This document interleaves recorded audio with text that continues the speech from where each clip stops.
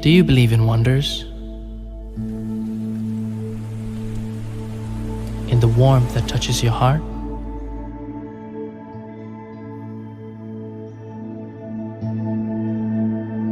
In the wind that brings joy to your soul?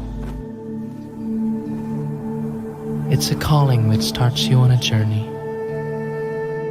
awakens all of your senses.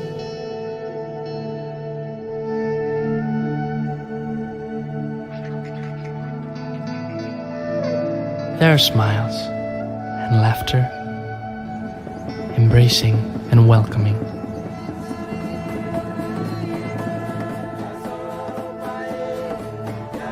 Your heart leaps.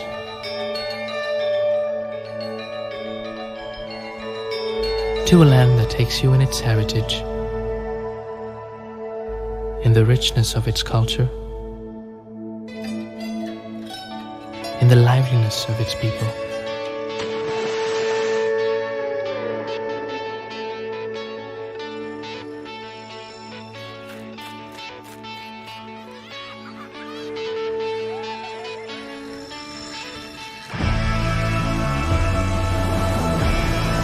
Excitement, waves of never-ending challenges, taking you deeper.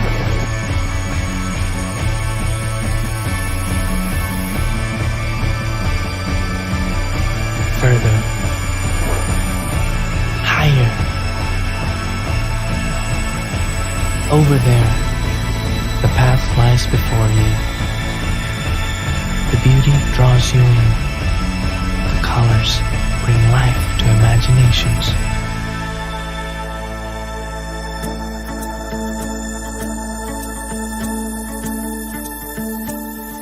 From the tallest peak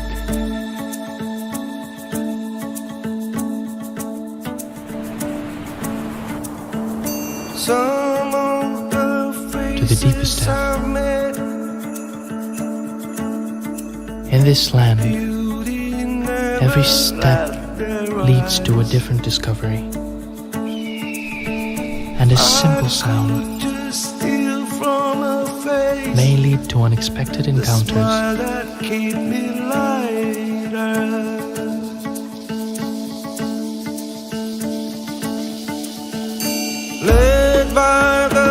Togetherness, warmed by a fragrant aroma. To places with the colors that I wish I An adventure, know. spurred by a shared taste for the unknown. Make all of this last longer. Here in the hidden paradise, I'm sure I feel it coming.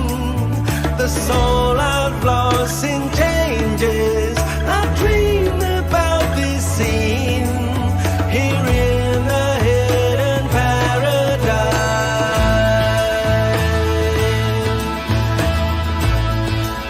I feel it getting closer now.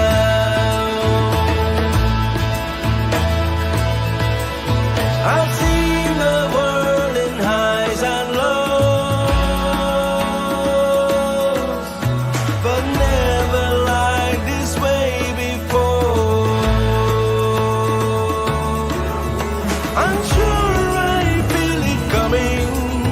The soul I've lost in changes. The deeper you look, the more you see.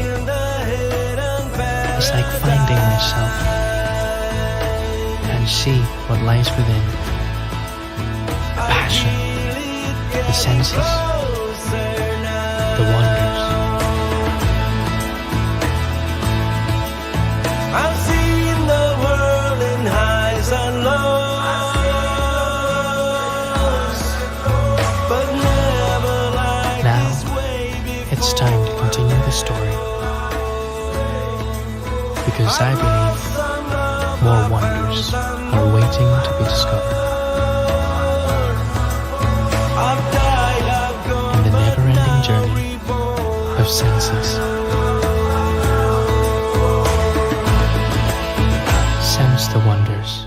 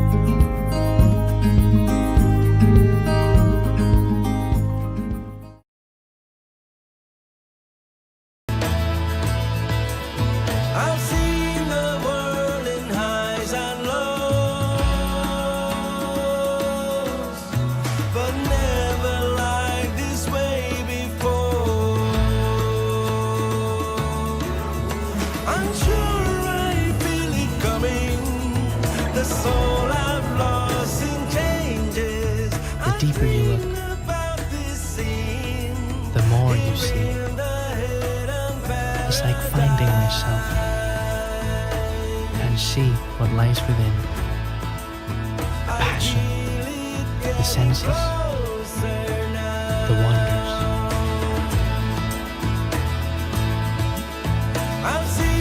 Recording in progress.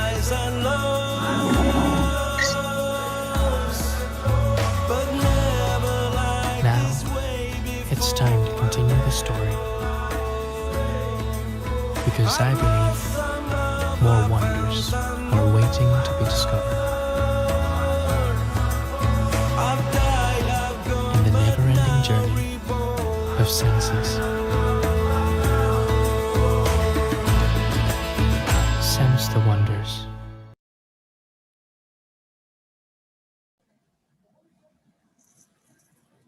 Good morning to our respected audience who are currently attending this event from Peru, and good evening to our fellow participants who are in Indonesia, and a very warm welcome to all of our honorable guests. Buenos días a nuestro respetado público asistente a este evento desde Perú y buenas noches a nuestros compañeros que se encuentran en Indonesia. Les brindamos una cálida bienvenida a todos nuestros honorables invitados. First and foremost, I would like to express my sincere gratitude for your time and support in attending our webinar titled Mainstreaming Diversity, Preserving Local Wisdom of Indonesia and Peru. En primer lugar, me gustaría expresar mi más sincero agradecimiento por su tiempo y su apoyo al asistir a nuestro webinar titulado Integrando la Diversidad, presentando los saberes locales de Indonesia y Perú. To celebrate the bicentennial of Peru, we are gathered here to share and raise awareness of the local wisdom of Indonesia and Peru. Together with Campaign.com, the representatives of the Embassy of the Republic of Indonesia in Lima, Peru, will also be joining us today. Para celebrar el Bicentenario del Perú, nos reunimos hoy para compartir y dar a conocer la sabiduría local de Indonesia y Perú. Junto a Campaign.com, también nos acompañan los representantes de la Embajada de la República de Indonesia en Lima, Perú. Before we start, allow me to introduce ourselves. My name is Steven, as Program Engagement at Campaign.com. And my name is Riri as Program Engagement at Campaign.com. Together with us today, our beloved translator. With our utmost enthusiasm, we will be accompanying all of you from the beginning until the end of this event. Antes de empezar, permítanme presentarnos.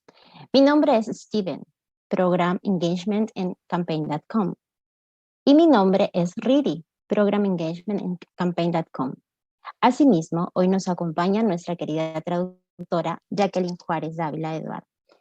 Con nuestro máximo entusiasmo, los acompañaremos todos de principio a fin en este evento.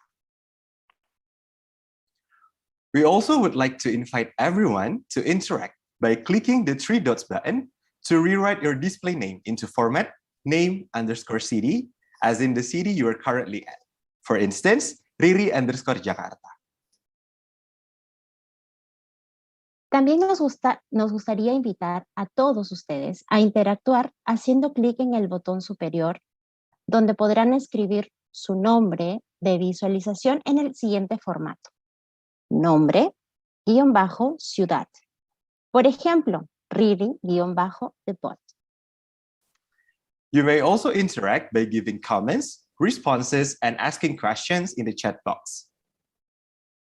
También podrán interactuar dando comentarios, respuestas, haciendo preguntas en el cuadro de chat. If you would like to request speaking, you may access the raise hand feature, and we will invite you to turn on your microphone. Si desean tomar la palabra, pueden acceder a la función levantar la mano y le invitaremos a tomar la palabra y encender su micrófono. Lastly, please turn on your camera so we can further experience the togetherness. You may also use the virtual background provided in the chat box. Por último, por favor enciendan sus cámaras para que podamos seguir experimentando la unión. También pueden utilizar el fondo virtual que se proporciona en el chat. As a friendly reminder, we will be having a Take Action Together session where you will experience an opportunity to donate without money through our Campaign for Change application. Therefore, please download the app through the App Store or Google Play Store. Recuerden, amigos, que tendremos una sesión de Take Action Together, en la que experimentarán la oportunidad de donar sin dinero a través de nuestra aplicación de la campaña For Challenge. Por lo tanto, descarguen la aplicación a través de la App Store o Google Play Store. Furthermore, we would like to inform you that this event will be recorded from the beginning until the end. Por último, queremos informarles que este evento se grabará de principio a fin. Now, before we start, let's do a short feelings check-in. Please share with us how you are feeling right now in the chat box. Antes de empezar, vamos a hacer un breve recuento de sentimientos. Así es que, por favor, compártanos cómo se sienten en este momento en el cuadro de chat. Well, as for me, I'm very excited for today because we will have exciting speakers and discussions. How about you, Riri? Well, as for me, I also feel very excited because I think the topic is quite interesting. And here I also see that a lot of people is very excited, like William. And also I can see that Jerson from Lima is also very happy. Well, I think everyone is feeling great right now. Yes, indeed. And thank you for all the exciting responses. And I hope that enthusiasm will remain until the end of the session. Creo que todos compartimos la misma emoción en ese momento, tanto Riri como, por ejemplo, William y Gerson, que en el chat están compartiendo sus emociones. Esperemos que este entusiasmo se mantenga durante toda la sesión.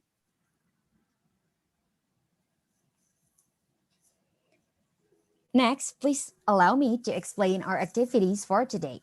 First, we are currently in the opening session and we will continue with the opening remarks from Ibu Marina Estela Anwar Bey as the Indonesian ambassador for Peru and Bolivia.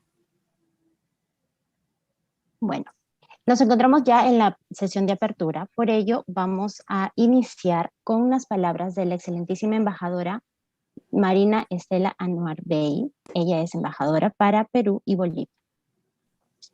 Afterwards, we will have a talk show as our main agenda where we will discuss more about the local wisdom of Indonesian and Peruvian with Mr. Andres Valladolid as the President of National Commission for the Protection of Access to Peruvian Biological Diversity and the collective knowledge of the indigenous people from Peru, and also Mr. Antonius Yudi Triantoro from the Ministry of Foreign Affairs Indonesia as our speaker, and Mr. Arvin Harold Sasford Pokatong as our moderator.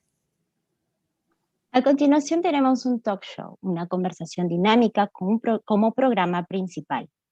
En él debatiremos sobre la sabiduría local de los indonesios y los peruanos. En primer lugar, presentaremos al señor Andrés Valladolid. Él es presidente de la Comisión Nacional para la Protección del Acceso a la Diversidad Biológica Peruana y el Conocimiento Colectivo de los Pueblos Indígenas, la Comisión Antibiopiratería. Luego tendremos al señor Antonius Yudi Triantoro, del Ministerio de Asuntos Exteriores de Indonesia, como nuestros ponentes. Nos acompañará asimismo el señor Arvin Harold Sasford Pokatong, quien será nuestro moderador. And next, as I mentioned before, you will explore our Campaign for Change application in our Take Action Together session. And again, I would like to remind you to please prepare the application before we start.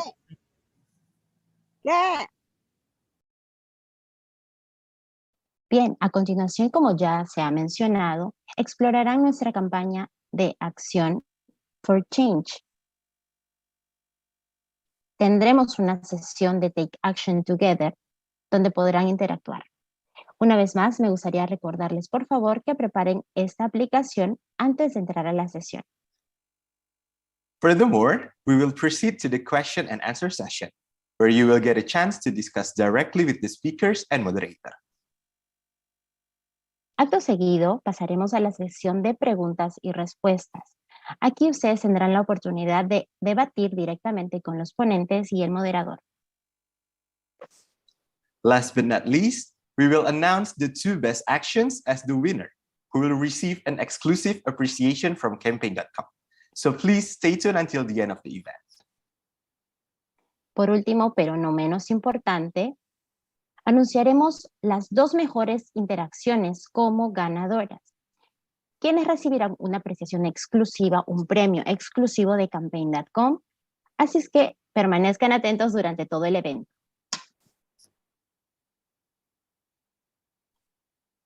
To start today's webinar, we're going to witness an opening remark from Indonesian Ambassador to Peru and Bolivia, Ibu Marina Estela Anwarbay. To Ibu Marina, time is yours. Thank you, Riri and Jackie. So, okay. Honorable President of the National Commission Against Biopiracy, Mr. Andreas Valladolid, Honorable Director of Trade, Industry and Commodities and Intellectual Property, Mr. Antonius Yudi Triantoro, and Ahmad Aziz, Engagement Lead from .com, distinguished guests, ladies and gentlemen, good evening in Jakarta and good morning in Lima, Peru. First of all, let me take this opportunity to extend my sincere gratitude to Mr. Andreas Valladolid and Mr. Antonius Yudi Triantoro for joining us today as a speaker to talk about traditional knowledge and its protection and preservation in Indonesia and Peru. I would like also to thank campaign.com for partnering with the Indonesian Embassy and to conduct this webinar. This webinar is conducted in conjunction with Peru's bicentennial celebration for the 200 years of Peru Independence Day, which fell on 28 July 2021, and Indonesia's 76th Independence Day, which fell on the 17th August 2021. Indonesia and Peru have bilateral diplomatic relations since 1975, and it is a good time to collaborate through good relations and friendship with beneficial activities for both countries.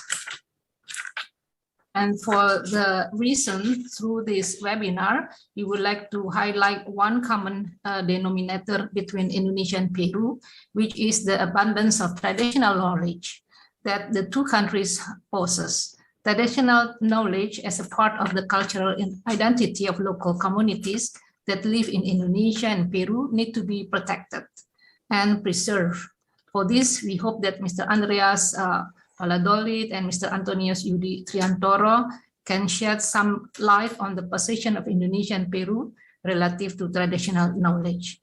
Aside from this webinar, the Embassy of Indonesia in Peru is working with campaign.com in conducting a public awareness campaign through social media and campaign.com's mobile apps.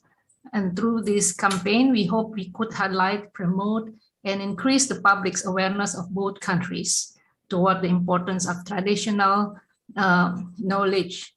And later on, campaign.com will explain and invite you to participate in this campaign.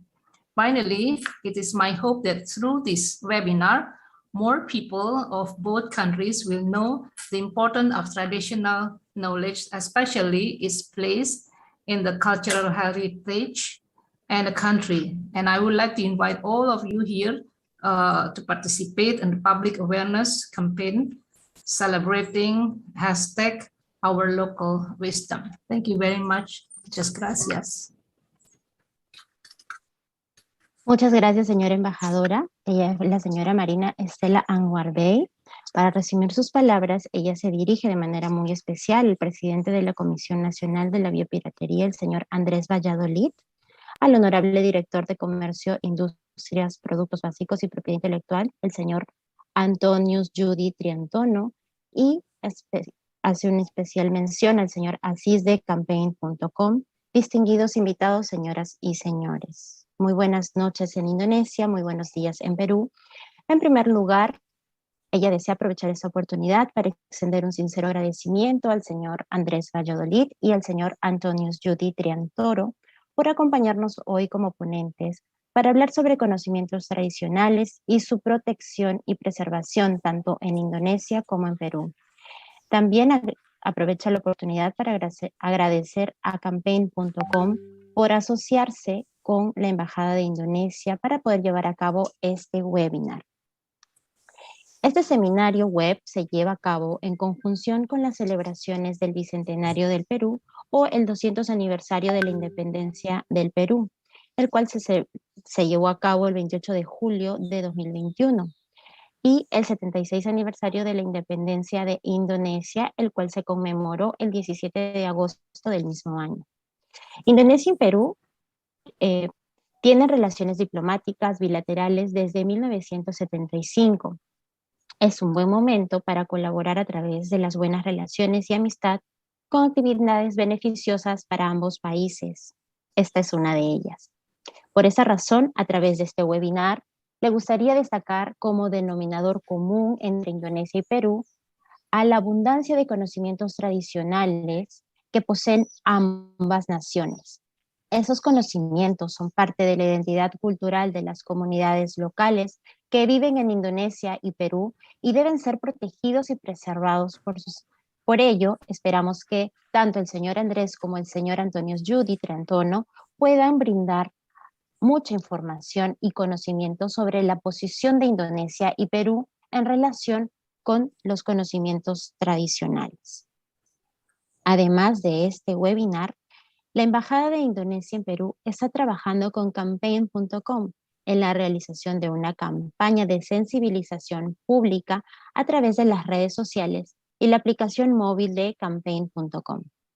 A través de esta campaña, esperamos poder destacar, promover y aumentar la conciencia del público de ambos países hacia la importancia del conocimiento tradicional. Más adelante, campaign.com les explicará e invitará a participar de esta campaña.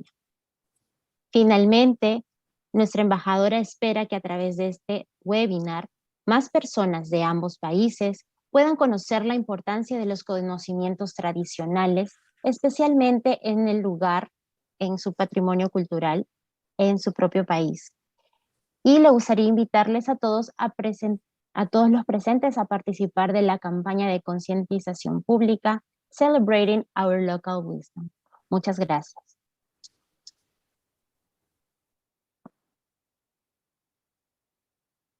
Thank you to Ibu Marina Estela Anwar Bey as Indonesian Ambassador to Peru and Bolivia for the opening remark.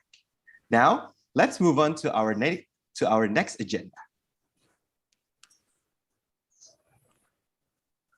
Muchas gracias a la excelentísima señora Marina Estela Anwar Bey, embajadora de Indonesia para Perú y Bolivia, por sus palabras de apertura. Ahora pasaremos a nuestra agenda principal.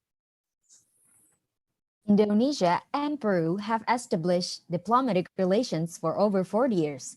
To look deeper into the connection between these two countries, along with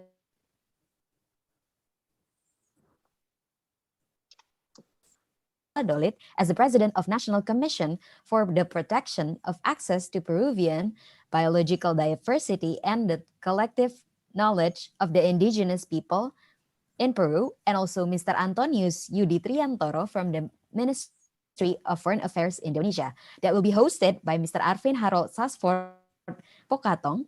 And without further ado, please welcome Mr. Arvin as our moderator. Indonesia y Perú han establecido relaciones diplomáticas desde hace más de 40 años. Para profundizar en esta conexión entre estos dos países, junto con la sabiduría local, vamos a tener un programa de entrevistas con el señor Andrés Valladolid, presidente de la Comisión Nacional de la Protección del Acceso a la Diversidad Biológica Peruana y el Conocimiento Colectivo de los Pueblos Indígenas, Comisión Antibiopiratería, y el señor Antonio Judy Triantono del Ministerio de Asuntos Exteriores de Indonesia. Ellos serán presentados por el señor Arvin Harold Saxford Pokatong. Y bueno, sin más preámbulos, démosle la bienvenida al señor Arvin, nuestro moderador. Hello, thank you, Stephen. Thank you, Riri, and thank you, Jackie, for giving the time to me to moderate this webinar. Good morning, Mr. Andres Valladolid, the President of the National Commission for the Protection of Access to Peruvian Biological Diversity and to the Collective Knowledge of the Indigenous Peoples of Peru, or the National Anti-Piracy Commission.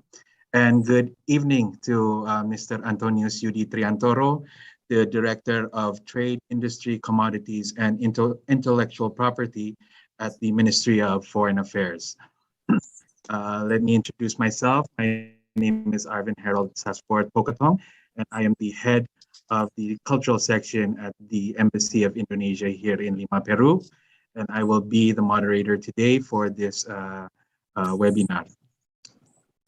Maybe before we start, I would like to say that for this part in our webinar, we have 30 minutes.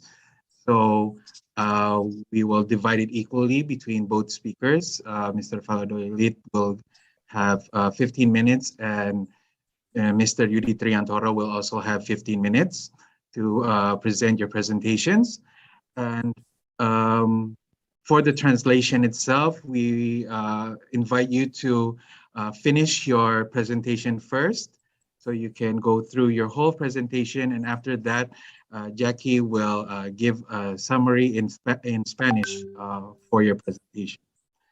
So without further ado, to start this conversation in regards to traditional knowledge in Indonesia and also in Peru, I would like to invite Mr. Andres Valladolid to present his presentation in regards to the definition of traditional knowledge in Peruvian in Peru, and the protections that are given towards traditional knowledge in Peru itself. So towards Mr. Andres Valladolid, the time is yours. Thank you.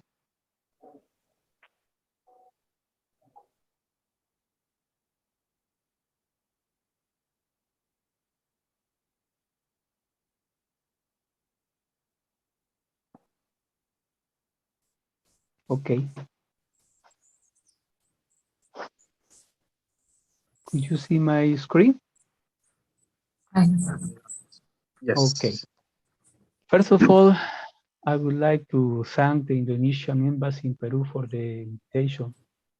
The issue of preservation and protection of traditional knowledge is very important for our countries because of its great biological and cultural diversity. Both are considered within the 17 megadiverse countries and centers of origin of cultures.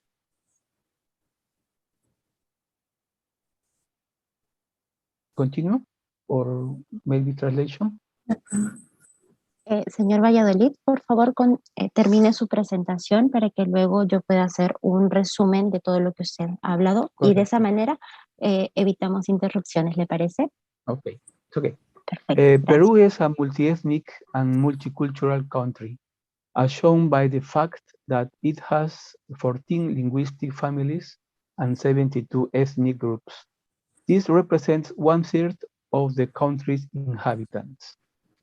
These native communities live mainly in the country's rural area.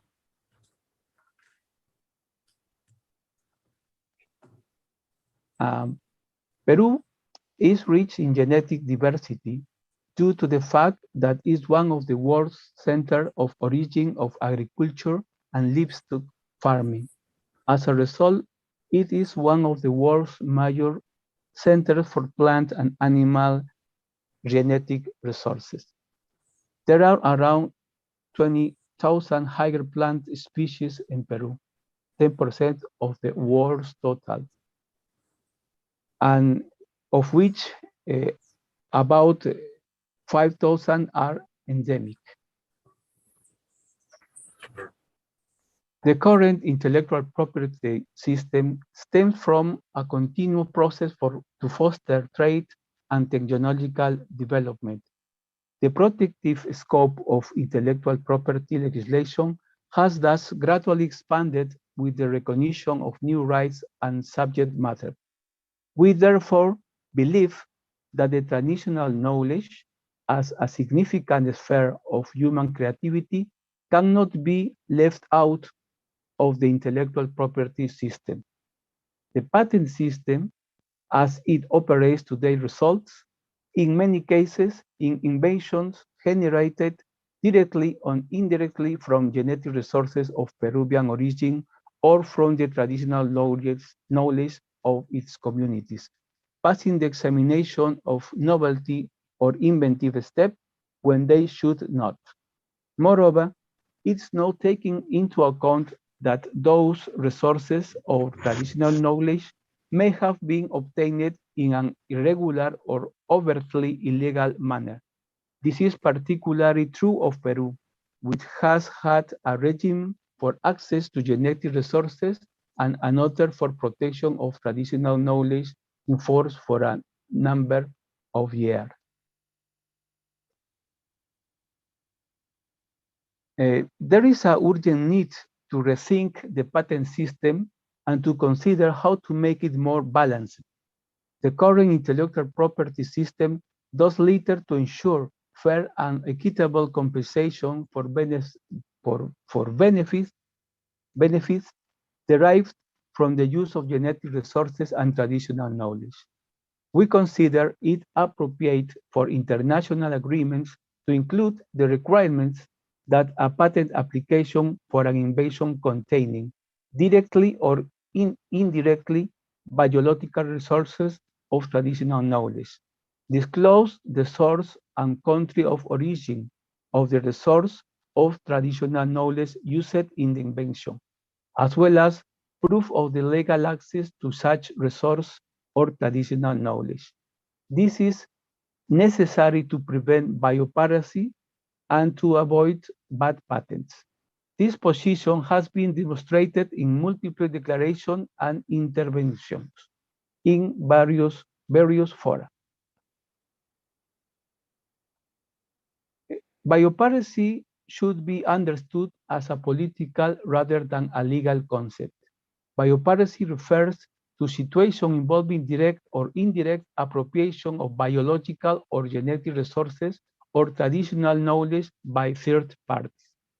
This appropriation may occur by means of physical control, the use of intellectual property rights over products incorporating these items obtained unlawfully, or in some cases through the invocation of rights directly over such items. The National Anti-Biopiracy Commission, the law, the 2821/6 of the 1st May 2004, established the National Commission for the Protection of Access to Peruvian Biological Diversity and to the collective knowledge of the indigenous people, the National Anti-Biopiracy Commission. The commission, chaired and coordinated by INDECOPI, is made up of representatives of the 13 Peruvian institutions. It has the task of developing actions to identify, prevent, and avoid acts of biopiracy with the aim to protecting the interests of the Peruvian state. Its main functions are to establish and maintain a register of biological resources and traditional knowledge, provide protection against acts of biopiracy, identify and follow up patent applications made of patents granted abroad that relate to Peruvian biological resources or collective knowledge of the indigenous people of Peru, make technical evaluation of the above mentioned application and patent grants, issue report of the cases studied, and lodge objections or institute actions for annulment concerning the above mentioned patent application or patent grants. The National Commission monitor the use of traditional knowledge related to 268 biological resources in more than 100 patent offices around the world. To date, 205 cases of misuse of traditional knowledge have been identified in the patent system. Biopiracy cases have been identified in 29 different patent offices around the world. Biopiracy cases are related to 38 different biological resources. The species with the most cases of biopiracy is the dragon's blood, followed by a Peruvian endemic species, maca, well known worldwide for its medicinal properties. When a case of biopiracy is detected in the patent system related to traditional knowledge, a technical report is developed to observe the patent application. Additionally, a formal communication is sent to the patent applicant informing him that according to our analysis, his patent application doesn't meet the patentability requirements using traditional knowledge as prior art. All documentation is sent through our embassies. To date, 69 cases of biopiracy have been resolved favorably in the patent system related to traditional knowledge of native communities of Peru linked to biological resources. The rest of the cases are in process. In order to preserve and protect traditional knowledge, Peru has implemented a sui generis regime. The law number 270811 was enacted on August 10, 2002, since when the Peruvian state recognized the rights and faculty of indigenous peoples and communities to dispose of their collective knowledge as they see fit. The objectives of the regime are to promote respect, the protection, preservation of the collective knowledge, traditional knowledge. It means traditional knowledge. To ensure that the use of the knowledge take place with the prior informed consent of the local peoples. And the last one, to promote the fair and equitable distribution of the benefits derived from the use of that collective knowledge. The National Institute for the Defense of Competition and the Protection of Intellectual Property, in the copy, through the Directorate of Inventions and New Technologies, is the competent national authority to all matters concerning the protection of the collective knowledge of indigenous people. As part of its role, in the copy is dedicated to promote and facilitate the adequate operation of traditional knowledge protection system. Main instruments of the law 27811. Prior informed consent, registration of license contracts, traditional knowledge registers found for the development of indigenous people. To accomplish the objectives, the law established the traditional knowledge of indigenous people might be entered in three types of registers. Public National Register, in charge of in the copy, based on the public domain information like articles, books, among others. The second one, Confidential National Register, in charge of in the copy too, based on traditional knowledge and known out the native community territory. It's private, can be consulted by others and could be used as a proof of an infringement case. And the last one, local registers in charge of a native community, according them uses and customs. If they want, could request in the copy's advice.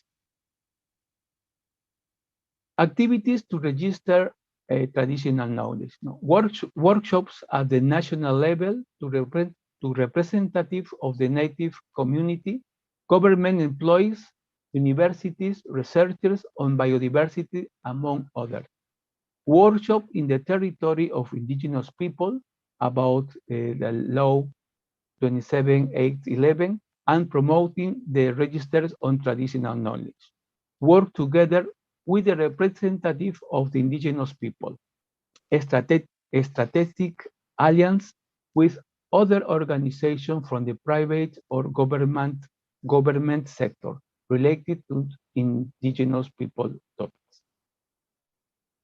The application process for knowledge registration start with indigenous people through their representative organization request registration to Indecopy in two cases. One case is directly in Indecopy's offices nationwide. On the second one, with the support of an Indecopy representative in the town, on-site registration. The application must present an application for a description of the knowledge, an act of agreement of the native community or community, a sample of the biological resource, or a photograph. Procedure. A processing number is assigned. A professional responsible for the process is assigned. The professional conducts a review of the file to verify that it complies with all requirements of the law. The applicant is notified. The professional checks in the database and open access books if there is any bibliographic reference with similarity in name of the biological resource, use, part, procedure, and application. The knowledge is registered in the National Public Registry or the National Confidential Registry. The applicant is notified of the resolution and registration title. Up to now, we have a total of 6,681 registered traditional knowledge registered granted. Thank you very much for your attention.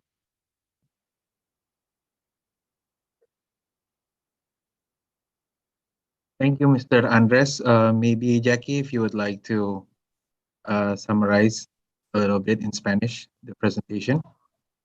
Sí, la presentación del señor Andrés Valladolid fue titulada Presentar, proteger los conocimientos tradicionales y la experiencia peruana.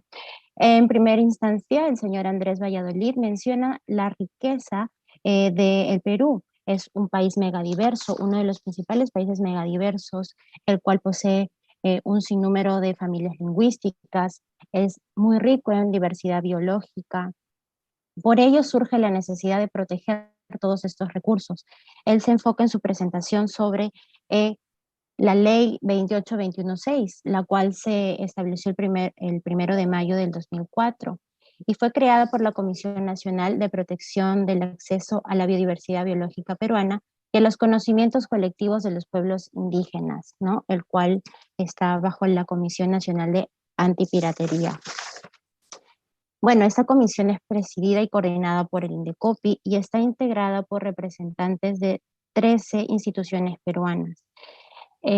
Indecopy asimismo se encarga de velar por la protección de las patentes, la protección industrial, las marcas registradas, ¿no? Así como la concesión de licencias, vela por las infracciones, los derechos de autor, las invenciones y patentes. Asimismo, establece y mantiene un registro de recursos biológicos y conocimientos tradicionales, ¿no? Cuyo objetivo es brindar protección contra actos de biopiratería. De alguna manera ellos identifican y dan seguimiento a soluciones de patentes, a las solicitudes de patentes, realizadas y concedidas en el extranjero, las cuales se relacionan con recursos biológicos peruanos o conocimientos colectivos de los pueblos originarios del Perú.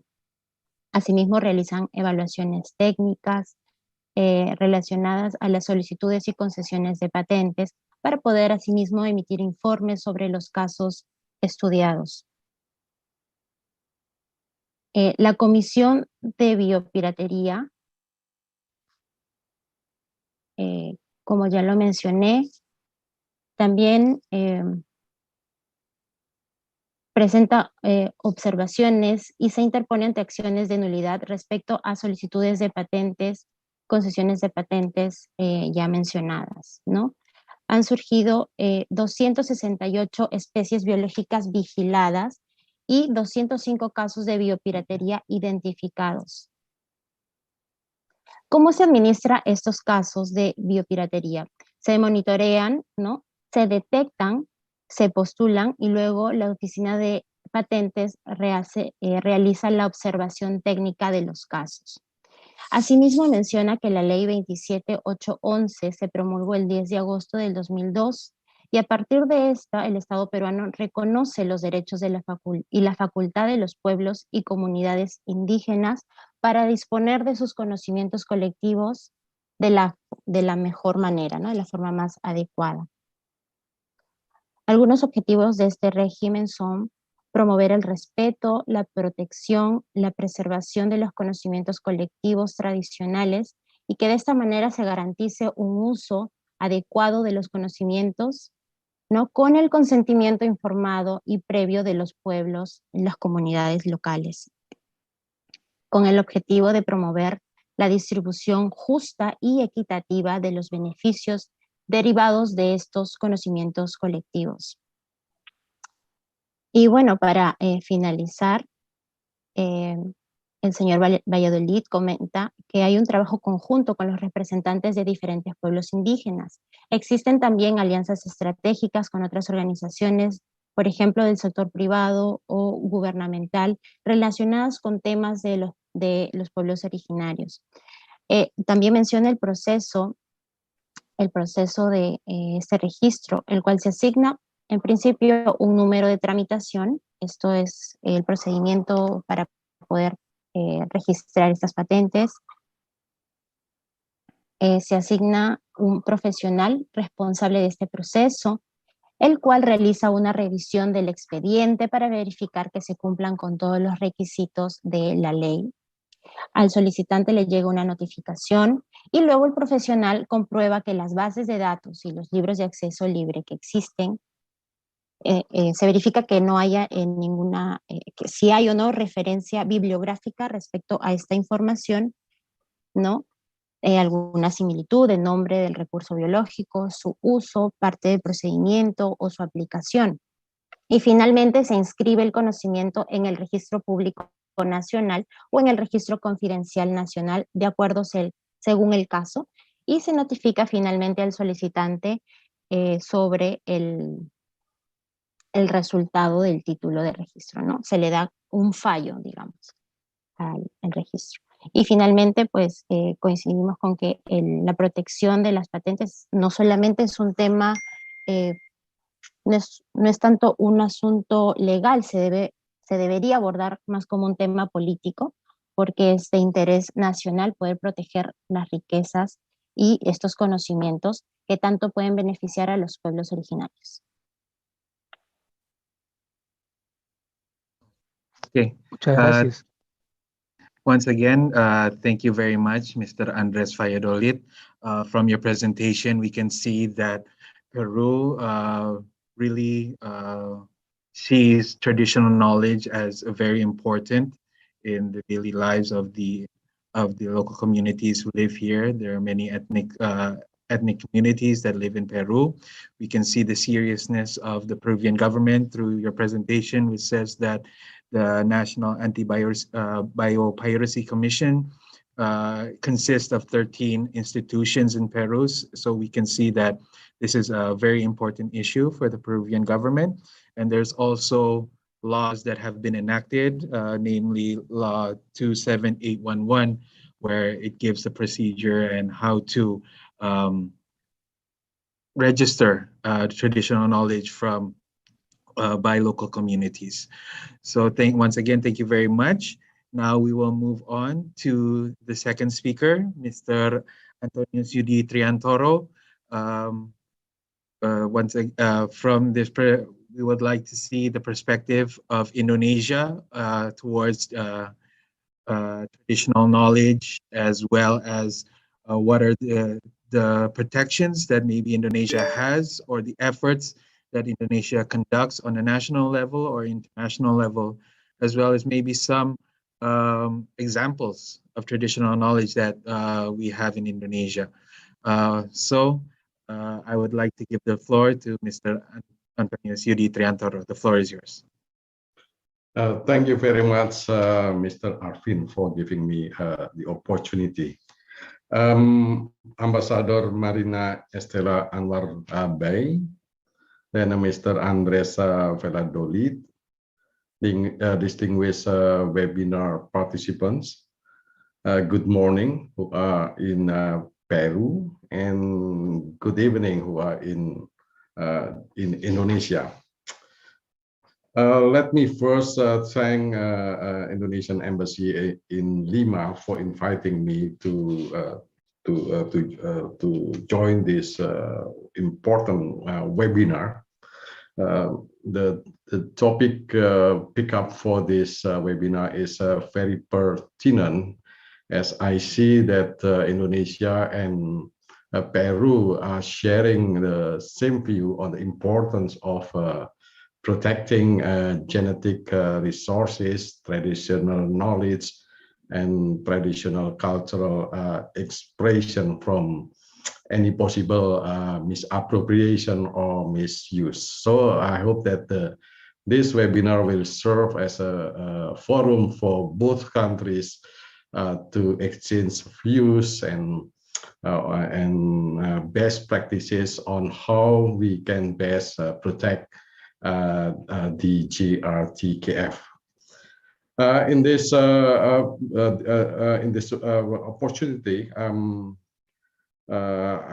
going to make a presentation concerning a protection of GRTKF in Indonesia, intellectual property and cultural heritage approaches. So we have to approach to protect them. And my presentation would be divided into five elements: introduction, then the second one, the protection of GRTKF, examples of protection, and then possible area of collaboration between Peru and Indonesia, and then the reflection and conclusions. Now I would start with a brief introduction on Indonesia and GRTKF and how this issue is very important for our country. First, Indonesia is a mega diverse country in the context of natural and cultural diversity.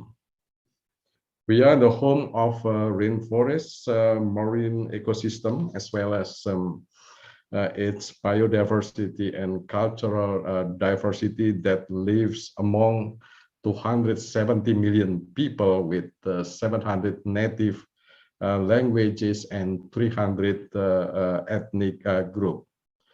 Considering those realities, protections and preservations and promotion of GRTKF is very important, and we do it through IP approach, and then outside IP system, but still really have a relation to the IP system, and through cultural heritage approach. There are reasons why we consider GRTKF protection is our priority.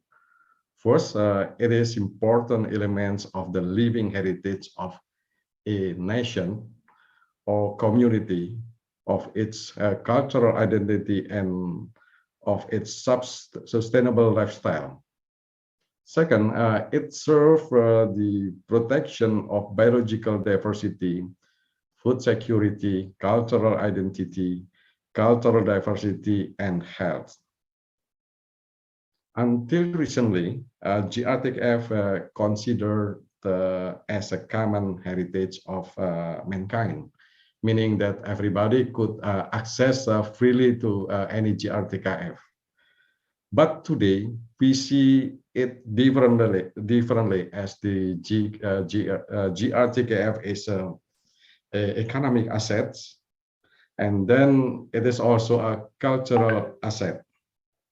But at the same time, we are also seeing the growing vulnerability of GRTKF to be misappropriated or misused. That is why the protection is very important. There are concerning protection of GRTKF, we have two approaches. First, through the intellectual property, which will be governed by relevant IP treaties or convention, and second, through the cultural and biological heritage, which will be governed by cultural and will be governed by UNESCO convention and convention of biodiversity. There are objectives of GRTKF protections. First, for documentation or recordation of GRTKF as a complementary measure and as a source of reference to avoid misappropriation or misuse.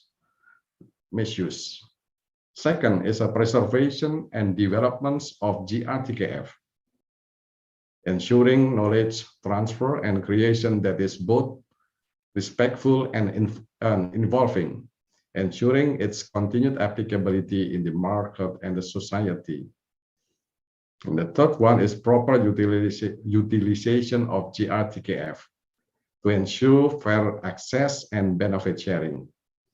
And the last one is raising public awareness domestically and internationally to avoid misuse and misappropriations. On the protection within the IP system in Indonesia, we undertake the protection through the copyright and related rights. Then we do it through the industrial property. Then we also do it through the communal intellectual property, that is related to genetic resources, traditional knowledge, and traditional cultural expression, and geographical indication. Then, with respect to the protection within the IP system in Indonesia, we have a patent law. So within the patent law, there are several provisions or articles to ensure to ensure the protection through the patent. Then the protection is also undertaken through the copyright law. Then the GRTKF also protected through the trademark and geographical indication law. That is that are some what do you call it, legal instruments through which we protect the genetic resources and traditional knowledge. Next. While protecting the GRTKF through our prevailing laws, we are aware that the sui generis system offer the best protection because protection through IP have certain limitation, as IP rights do not provide a perfect control. There are some limitation and exceptions. So for us, a sui generis system a sui generis system would include prevention of acts by third parties beyond community that are considered acts of misappropriations and misuse. And this is to avoid inappropriate forms of protections that interfere with the community's own values and customary law. At this time, Indonesia is exploring the possibility of sui generis protections, both nationally and internationally. GRTKF may also be protected by something outside the IP system. That is first the information system and due diligence mechanism relating to genetic resources and traditional genetic resources and associated traditional knowledge. So the way is to establish the National Data Center, which aims at strengthening evidence of ownership of Indonesia communal IP, then protecting the rights of local communities, raising active participation of local governments and local communities to manage and utilize their communal IP effectively, and providing accessible and reliable data and information for further development and utilization, then providing accessible and reliable data and information for examiner. Then the second is the establishment of a clearinghouse mechanism of the Convention on Biological Diversity. So it is undertaken by implementing the Nagoya Protocol and its derivative instrument through legislation and institution at the central and local level. There are some regulation and prevailing regulation in Indonesia. Then, but for the interest of time, perhaps I should not go into detail. The participant can read on their own. Now we turn to the protection of traditional knowledge and traditional cultural expression through the cultural heritage approach. We have law number 5, year 2015 on cultural promotion. So we have legal instrument to protect the traditional knowledge and traditional cultural expression through the cultural heritage approach. Then next slide. At the international level, Indonesia is also pursuing an international regime of protection. Indonesia now is actively contributing to the international regime for the protection of genetic resources, traditional knowledge, and folklore at the multilateral level, both for the IP approach and cultural heritage approach, aware of the different kind of protection. IP approach through the IP approach as the coordinator of the like-minded countries in WIPO, or World Intellectual Property Organization Intergovernmental Committee on GRTKF, Indonesia negotiate actively for the agreement on a legally binding instruments for the protection of GRTKF related to the global intellectual property system.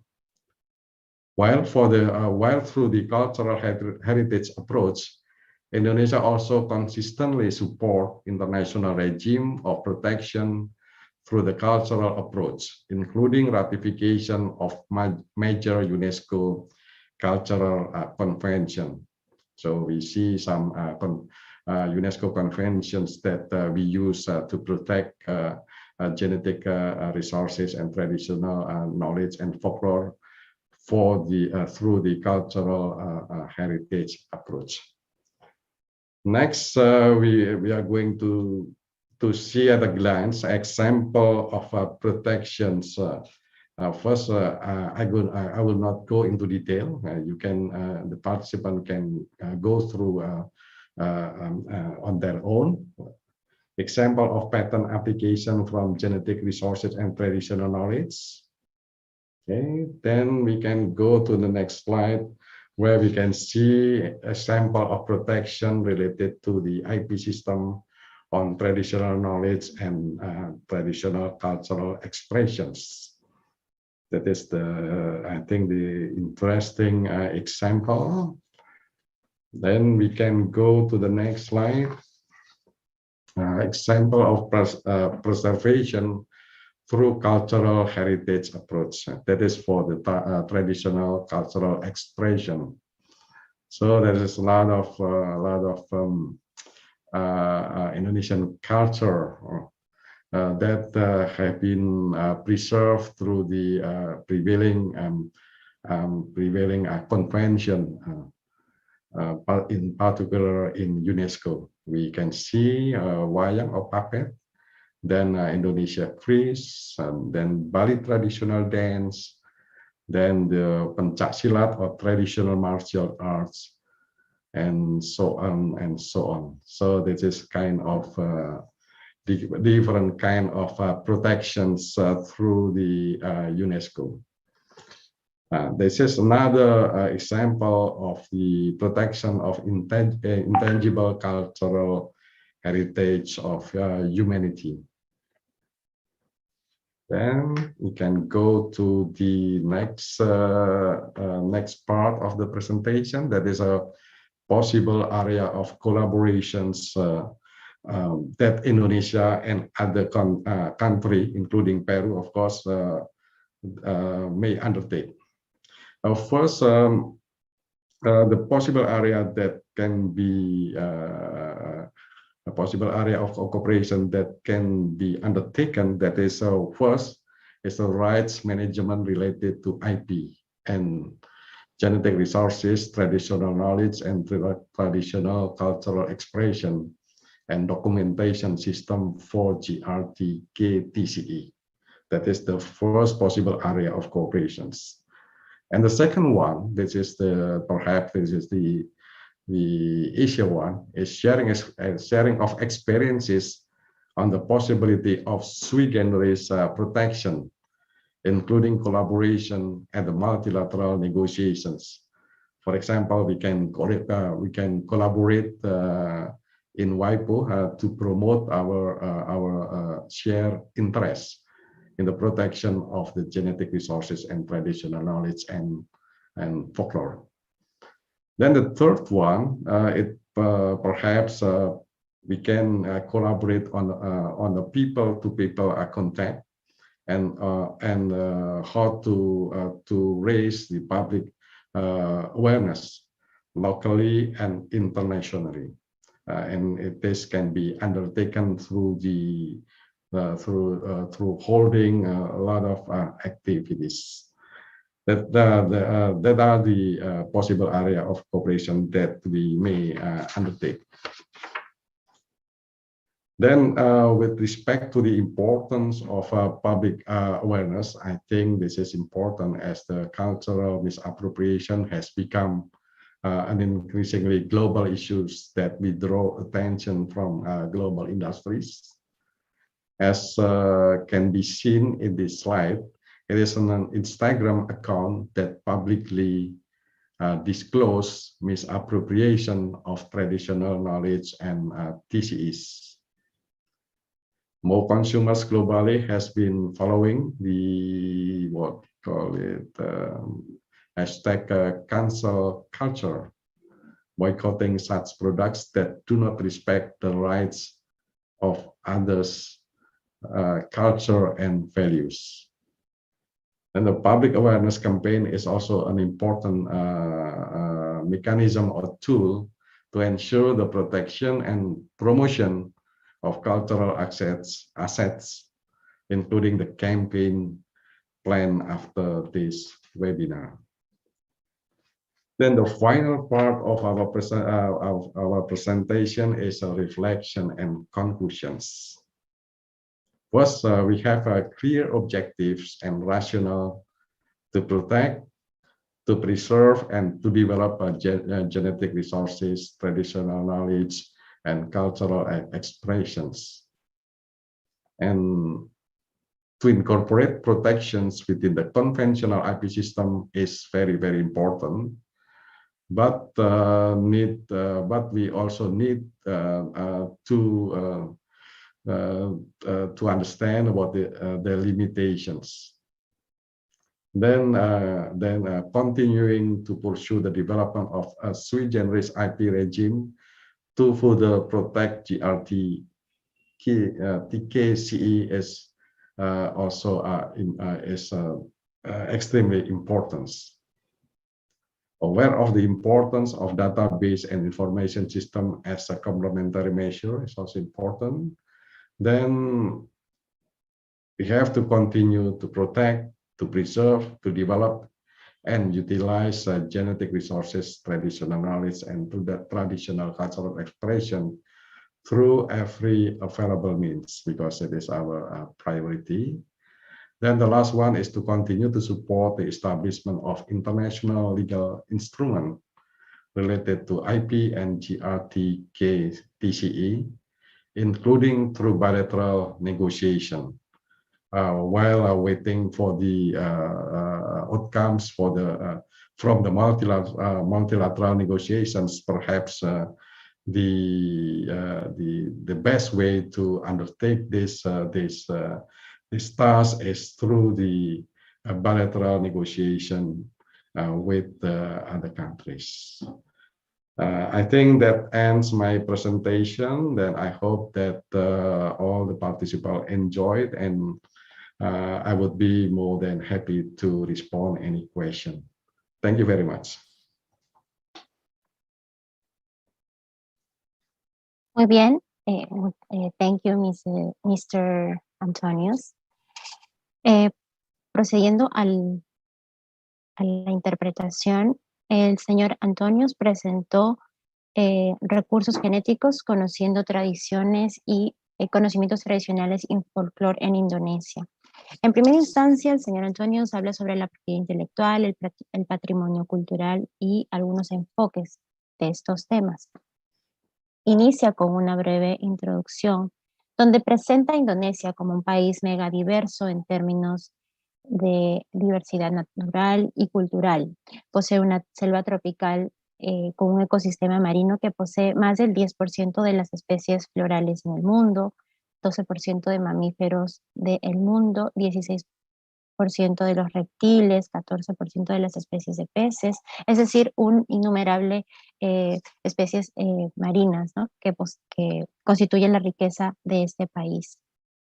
Al igual que su rica biodiversidad, Indonesia también es conocida por su enorme diversidad cultural, que está compuesta por más de 270 millones de habitantes, y ellos albergan 700 lenguas nativas y más de 300 grupos étnicos repartidos en todo el archipiélago. Por ello, la protección, preservación y promoción de estas riquezas es importante para Indonesia. Su riqueza en biodiversidad, grupos étnicos y culturas se traduce en activos en forma de recursos genéticos, conocimientos tradicionales y expresiones culturales tradicionales.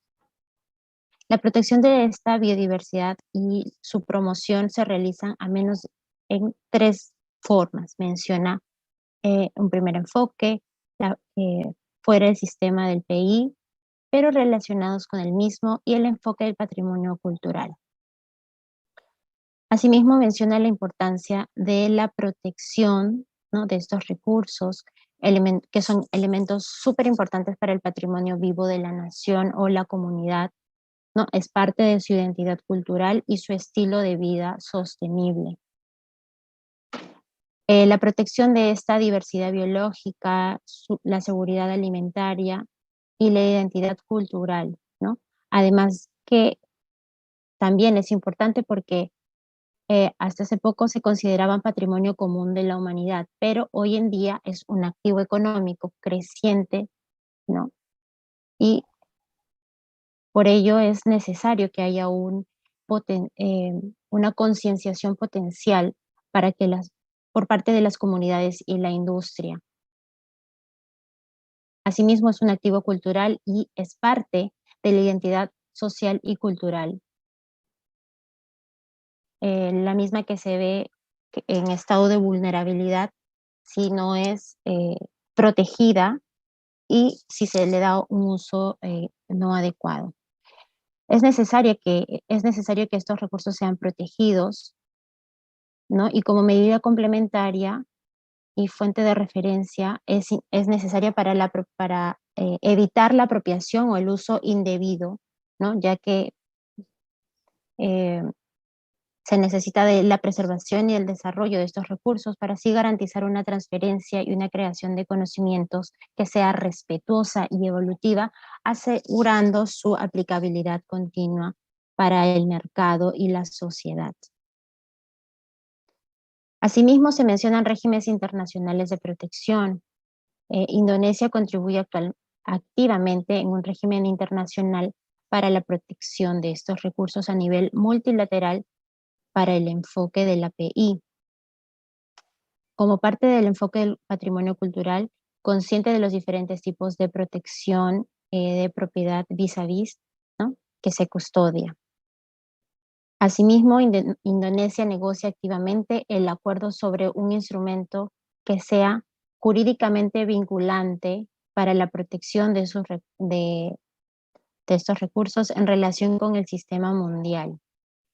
También posee un enfoque del patrimonio cultural, el cual se apoya sistemáticamente al régimen internacional en términos de protección a través del enfoque cultural, incluyendo las ratificaciones en las principales convenciones culturales que la UNESCO promueve, como por ejemplo la Convención de la UNESCO sobre la protección del patrimonio cultural y natural del mundo, la Convención de la UNESCO sobre la protección y promoción de la diversidad de las expresiones culturales, la cual se desarrolló en 2005, y la Convención de la UNESCO para salvaguarda del patrimonio cultural inmaterial, que se desarrolló en 2003.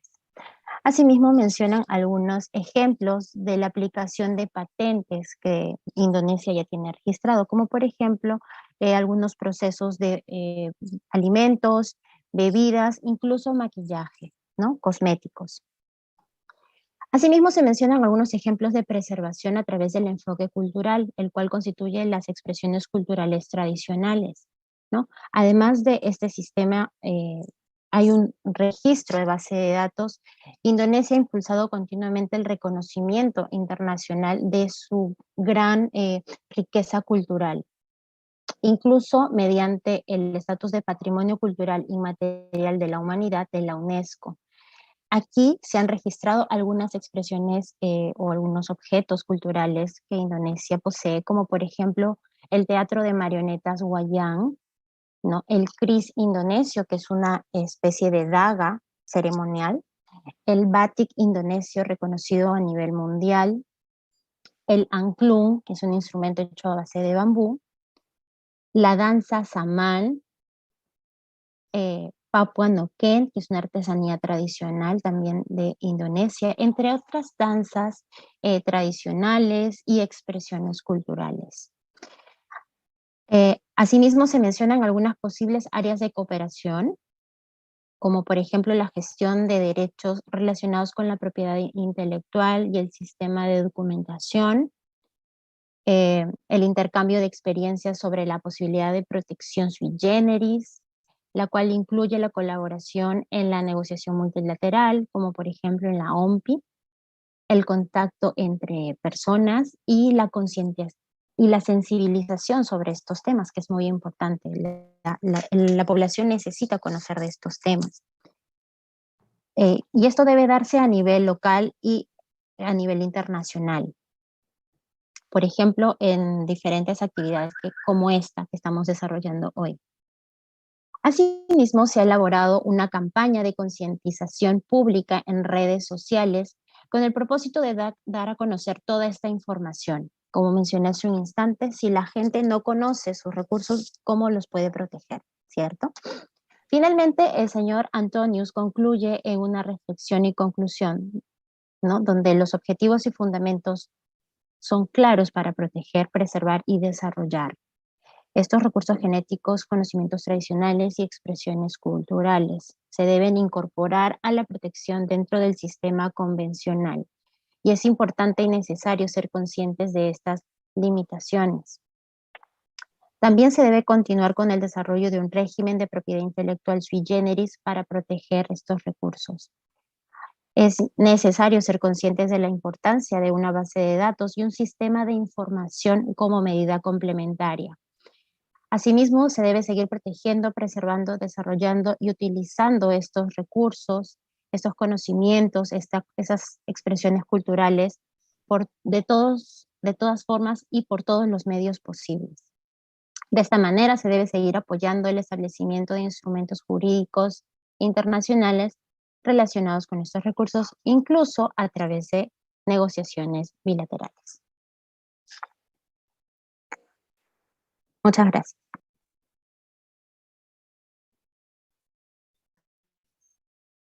Thank you, Jackie. Once again, thank you, Mr. Antonio Toro, for your presentation. Through your presentation, we can see that Indonesia as well takes the protection of traditional knowledge and traditional cultural expressions very seriously as well. There are various national legal instruments that are in place to give protection and also to preserve the traditional knowledge and traditional cultural expressions as well. And we can also see that Indonesia takes part and is active in the international fora in regards to promoting and also protecting traditional knowledge and traditional cultural expressions. One thing that we can see from the presentation as well from Mr. Yudi is that it is very important for us to promote traditional traditional knowledge and traditional cultural expressions, because if both governments of Indonesia and Peru have done various steps and efforts to conduct this protection. However, as the general public, we also need to have this information and also promote traditional knowledge and traditional cultural expressions. And for that, we have this webinar here today, as well as the public awareness campaign. Before we go on to the Q&A session, so that you can think about a question that you would like to give to Mr. Antonio Yudi Triantoro or Mr. Andres Valladolid, I would like to invite our friends from campaign.com to explain to you more about the public awareness campaign that the Indonesian Embassy here in Lima is conducting with the help of campaign.com. So I'd like to give the floor to Mr. Ahmad Aziz. The floor is yours. Okay, thank you so much, Mas Arvin. Good morning, everyone in Peru, and good evening, everyone in Indonesia. I'm so enjoying and excited with the presentation from our speakers. Welcoming remarks from Ibu Marina Estela, Mr. Andres, and Mr. Yudi. Thank you so much for very insightful presentations, and also our moderator, Mas Arvin. And I hope that everyone here also enjoying the presentations as much as I do. Miss Jacqueline, please also translate. Muchas gracias, señor Asís. Bien, él se dirige de manera muy especial agradeciendo a todos los participantes en este webinar y sobre todo por la información tan interesante que han compartido nuestros ponentes. También hace referencia a la excelentísima embajadora que esta mañana en Perú y noche en Indonesia nos está acompañando.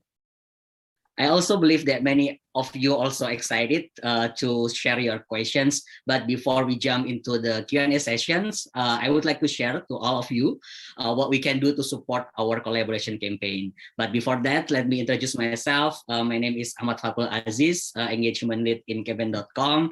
And I also would like to say hi to my CEO here, William Gondokusumo. They're also in the joining the Zoom room. Hello, Pak William.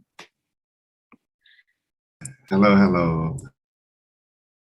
Antes de dar inicio con la presentación de Campaign, agradece una vez más la participación de todos ustedes y asimismo hace referencia al trabajo que han realizado en Campaign. El señor Asís se presenta, él es Engagement Lead de campaign.com y también saluda al señor William que nos acompaña en esta conexión. Okay. I would like to invite everyone here to support our campaign challenge organized by KBRI Lima and campaign.com with the campaign title Celebrating Our Local Wisdom with KBRI Lima in Campaign for Change app. So please, everyone here can download in Play Store and App Store. Anyone also already download also can share in the chat box for your experience.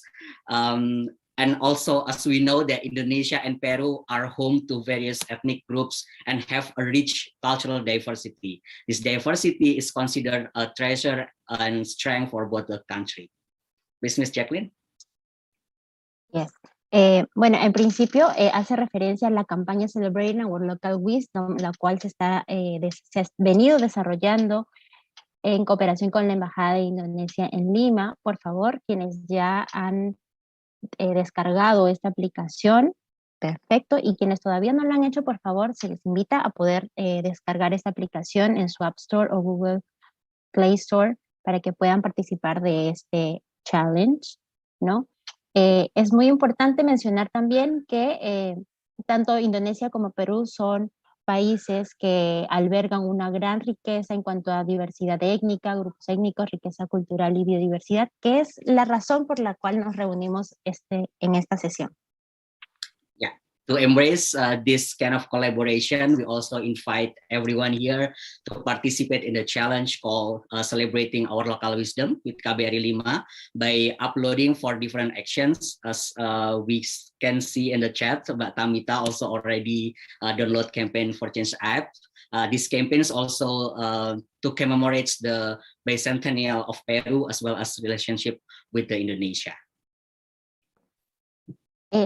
Para desarrollar todas estas actividades, las estamos realizando en el marco de la celebración del Bicentenario del Perú.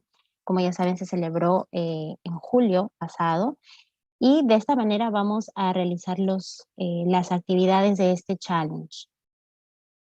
Yeah, so we will collect your actions and we can see how diverse we are. Like in Indonesia, we have Bhinneka Tunggal Ika, all unity in diversity. So how to do it? We're gonna watch a short video on how to take action in Campaign for Change app. A continuación vamos a ver un video en el cual hemos recopilado todas las acciones que ustedes han compartido con nosotros para poder ver cómo estamos unidos en la diversidad.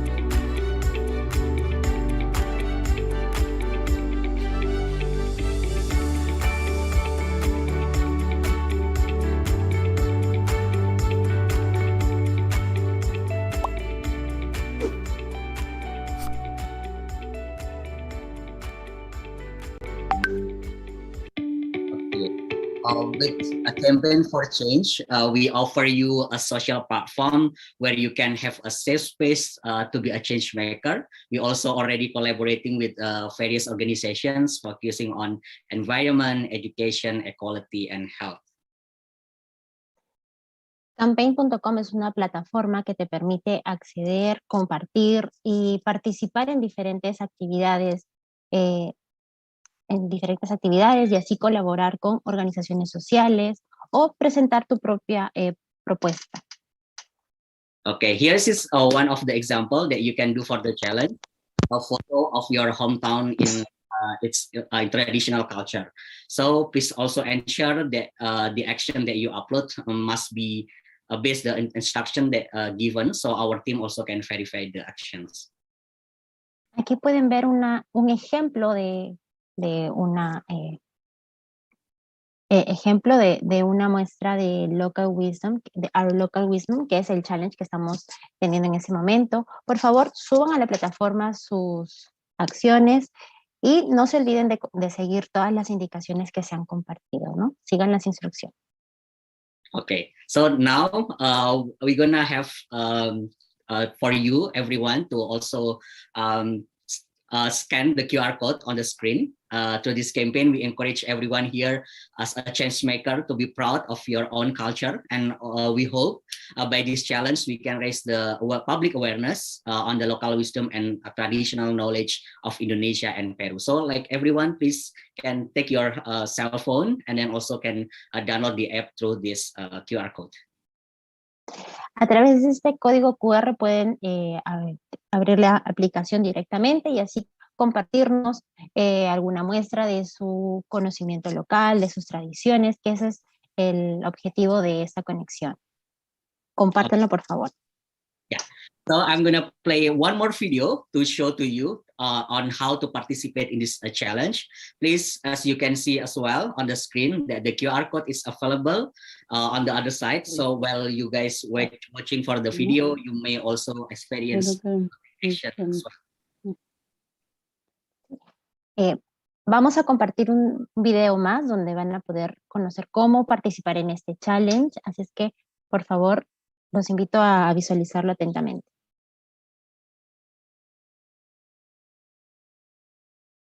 Hi Changemakers! Today, I will show you how you can participate in the challenge titled Celebrating Our Local Wisdom by KBRI Lima, Peru.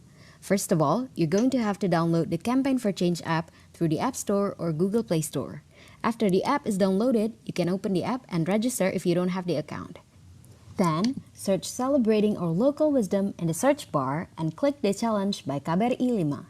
After that, you can just start the challenge and start taking action according to the instructions. Don't forget to add related caption. Okay, and now another exciting part.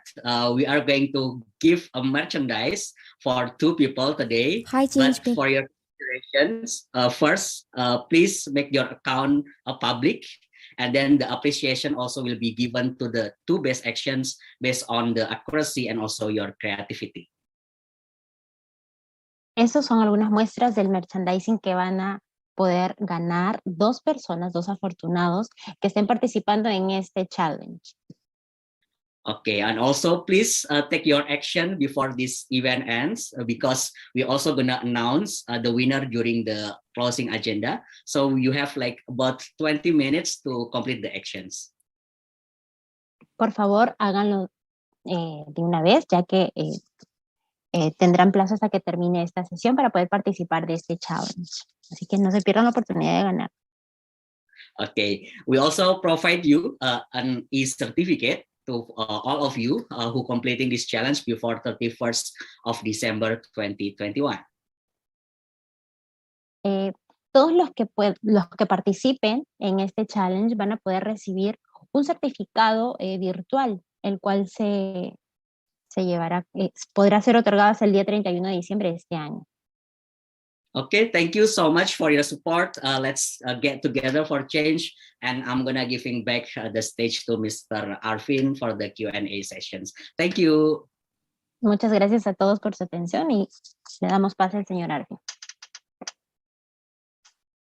Back to you, Mr. Arvin. Okay, thank you, Mr. Aziz, for teaching us on how to use the Campaign for Change app. Hopefully many of the viewers here today can participate in the campaign and raise awareness in regards to traditional knowledge as well as local wisdom. Okay, so now we're entering into the Q&A session. If anybody has a question, you can type it in the chat box, or you can also use the raise hand feature. Is there any questions right now? If not, I would like to ask a question first to, we have a question here. Let me see. So the question is from Hani in Istanbul. The question is for Pak Yudi.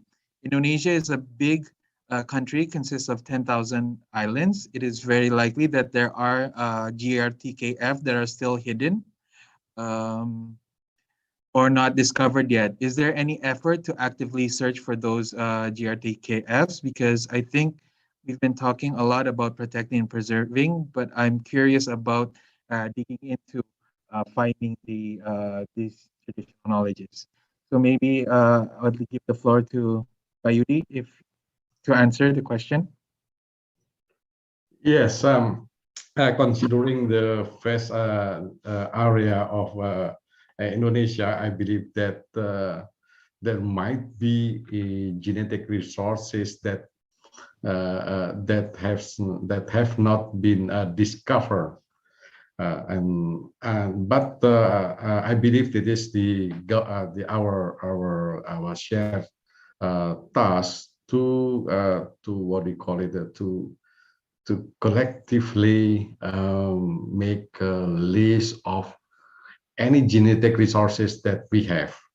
By having a list and of the our genetic resources, that would be easier for us to protect.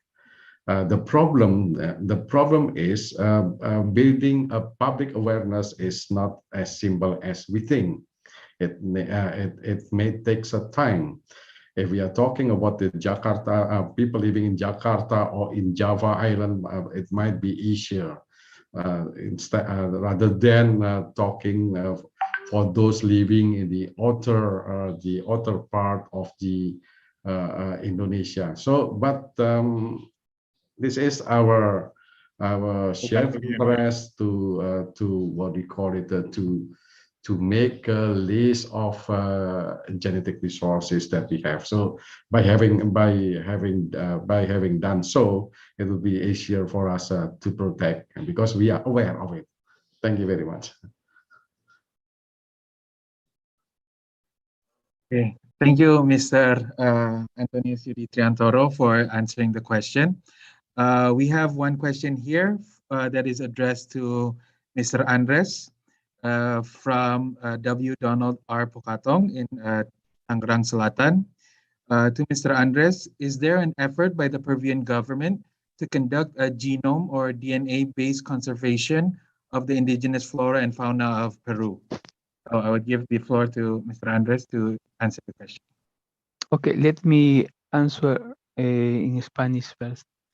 Okay, a nivel de gobierno, el Perú está muy interesado en la conservación y la caracterización del material genético de sus variedades nativas. Entonces, hay varios proyectos, tanto a nivel gubernamental como en colaboración con institutos de investigación internacional, ¿no? Que están enfocados en la conservación, proyectos de conservación basados en el ADN. Please, Jackie, if you can. Yeah, sure.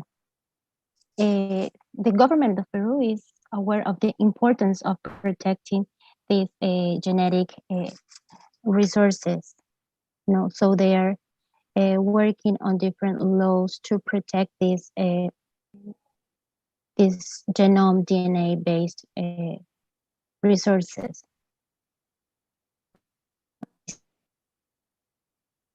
Basically, that's the information.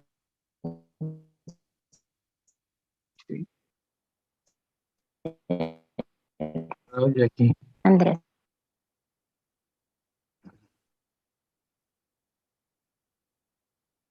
I'm sorry, Jackie. Are you still with us? I think there's a little problem with your connection.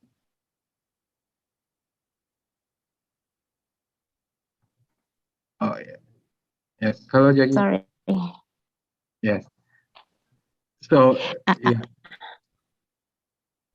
Basically, Mr. Andres mentioned that the government of Peru is very aware of the importance of protecting the resources, and they're working on different laws and regulations to protect these DNA resources as well. And of course, investigating to collect that information in order to establish some regulations to protect them.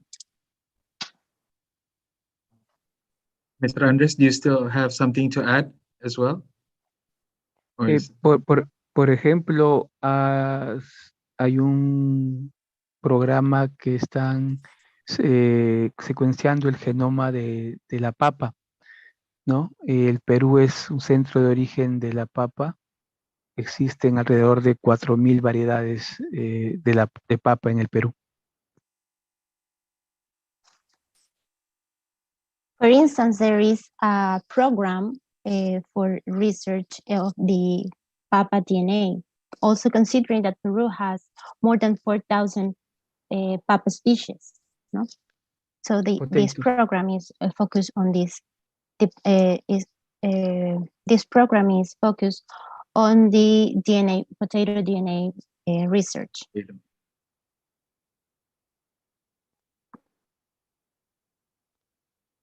Is that it? Anything else, Mr. Andres? No, it's okay. Yes, okay. Okay. Thank you, Mr. Andres. It's my pleasure. Thank you, Mr. Andres, for your answer. We have another question through the raise hand feature. Nabila in South Tangerang. Yeah, please, if you would like to ask. Yep. Okay. Hello, everyone. Good evening. First of all, I'd like to say massive thank you to Sir Andres and also Sir Antonius. And also thank you, Sir Arvin, for letting me ask a question. So maybe my question is about the GRTKF, something that has been explained before by Sir Antonius. So as we all know that GRTKF is part of our identity that has moral values that contains cultural, social, and also spiritual dimensions. But today GRTKF is not only an identity, but it's also a potential asset that has great economic and also cultural benefits for us. And as we move into the future, we see that new creations in the field of intellectual property rights, such as inventions, designs, and trademarks are naturally protected. But while at the same time, we sometimes tend to ignore the existence of traditional cultural expressions and traditional knowledge. So I would like to ask, maybe Sir Antonius, in your opinion, what's the most effective way to raise awareness in ensuring the protection of the RTKF, maybe for the people in Indonesia? And also, are there any kinds of possible collaboration or maybe cooperation, especially between Indonesia and Peru, maybe some kind of lesson learned or exchange of knowledge, or maybe best practices that can be shared between Indonesia and Peru? Yep, maybe that's my question. Thank you. Thank you, Nabila. The floor is yours, Mr. Antonius. Thank you, Nabila, for your questions. Yes, I agree with you that the traditional knowledge, cultural traditional knowledge, and genetic resources this is a valuable assets that we protect. But unfortunately, we don't have any legal instrument to protect that, because this is actually this is a new concept in the conventional IP system. So because you know that if we are talking about the IP system, it's tend to be coming from the Western part or the Western country. So I think we have to start to think about how to protect them effectively. At the international level, we are Indonesia and also the developing countries are struggling and fighting to agree or to make like a treaty on how the traditional knowledge and genetic resources can be effectively effectively protected, but it is still still long way to go there, because this deal, a lot of it is a deal. It is dealing with the big money. If we are talking about the medicines, because most of the medicines in the Western countries are coming from our genetic resources, but they don't want to provide the equitable benefit sharing for us to letting them to take our genetic resources to be what do you call it, to be industrialized. That this is what I think this is the thing that we are still fighting for at the international level.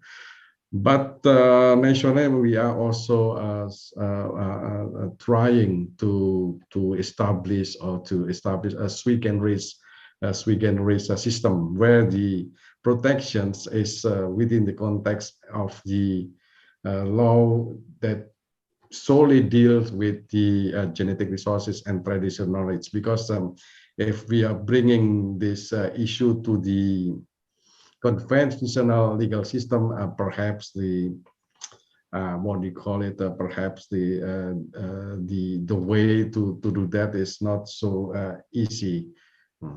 That's my view. But that is the important question.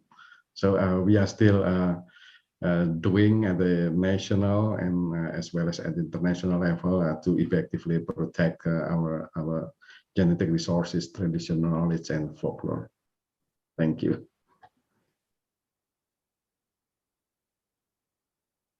Hey, thank you, Nabila, for the question, and also thank you, Mr. Yudi Triantoro, for giving a very precise answer. We have also another question in the chat box. It is in regard. It says the similarities in cultural heritage and biodiversity between our countries make it possible to create a bilateral or multilateral cooperation centered on raising awareness of these topics and increase culture as our soft power. Considering also that we would be aiming to SDO 11 or Sustainable Cities and Communities, I remember the ancient civilization form as a way of promoting culture. Are there any other ways where we can cooperate, or we, Indonesia and Peru, are cooperating on a diplomatic level? This question is from Lorena Espinoza. Maybe from Yudi Triantoro, maybe you can answer. And also, because she is asking about the bilateral cooperations between Indonesia and Peru, we would also maybe ask Madam Ambassador Ibu Stella Anwar Bey if she can weigh in also on this question as well. Pak Yudi, maybe you can start first. Okay, perhaps international cooperations could be started at the bilateral level. I think that would be much easier rather than to do it multilaterally, because it's not easy to have common views on one issues, but bilaterally for sure that would be much easier. And I think we can what do you call it? We can deepen our collaboration and cooperation with Peru because as a developing countries we are sharing a lot of things, including the genetic including how to protect the genetic resources, traditional knowledge, and folklore. And I believe that both countries can have exchange of views how to effectively protect GRTKF respectively. And also this collaboration could be developed further at the multilateral level, and inviting other like-minded countries, because that would strengthen the power of developing countries, in particular in promoting the importance of protecting genetic resources and traditional knowledge and folklore. So, thank you. Okay, thank you, Mr. Yudi Triantoro. Ibu Ambassador. Okay, thank you, Oh, Pak. yes. Okay, thank you, Parvin. Yeah, okay, so for this is for Lorena. Lorena's business question. Yeah, I think this webinar is the first. I mean, this is the first step to explore the cooperation between Indonesia and Peru. Through this webinar, we know that Indocopi, the institution who is dealing with the GRTKF, and also maybe we can help Indonesian and Peru to cooperate in the future. But also that we also plan that because this webinar is the first step, maybe we can also make like another webinar with a special team to explore, to talk the certain issues. For example, what they have done in Kalimantan, on what they have done in Peru, which is have a similarity. So I think we plan also to have one project to explore, maybe to cooperate with also with campaign.com in the future, to have another webinar to explore with this one special issues, and then to increase the knowledge between the people of both countries about their each countries, about their each cultures. So maybe this is I answered. Thank you, Arvin. Arvin? Okay, yes. Thank you, Ibu, Madam Ambassador, for answering the question as well. So I'd like to ask again, is there anybody who still has a question that would like to ask? Okay, so I have here Patricia Eman from KBRI Lima. She has raised her hand. So please, Patricia, the floor is yours to ask your question. Okay, thank you so much, Pak Arvin. Also, I would like to thank you for all the speakers that have already really elaborate regarding the traditional knowledge of Peru and Indonesia. Also, thank you for the ambassador for the opportunity, and also Pak Arvin and KBRI Lima to have this really great webinar. I would like to, without further ado, I would like to ask a question to Pak Andres, Mr. Andres. I'm very interested, well, I'm Indonesian. I'm really interested in how, well, understanding that Peru has really have been progress since Andean communities on 1993, which is Peru also one of the prominent also move to protect the traditional knowledge since ICBG.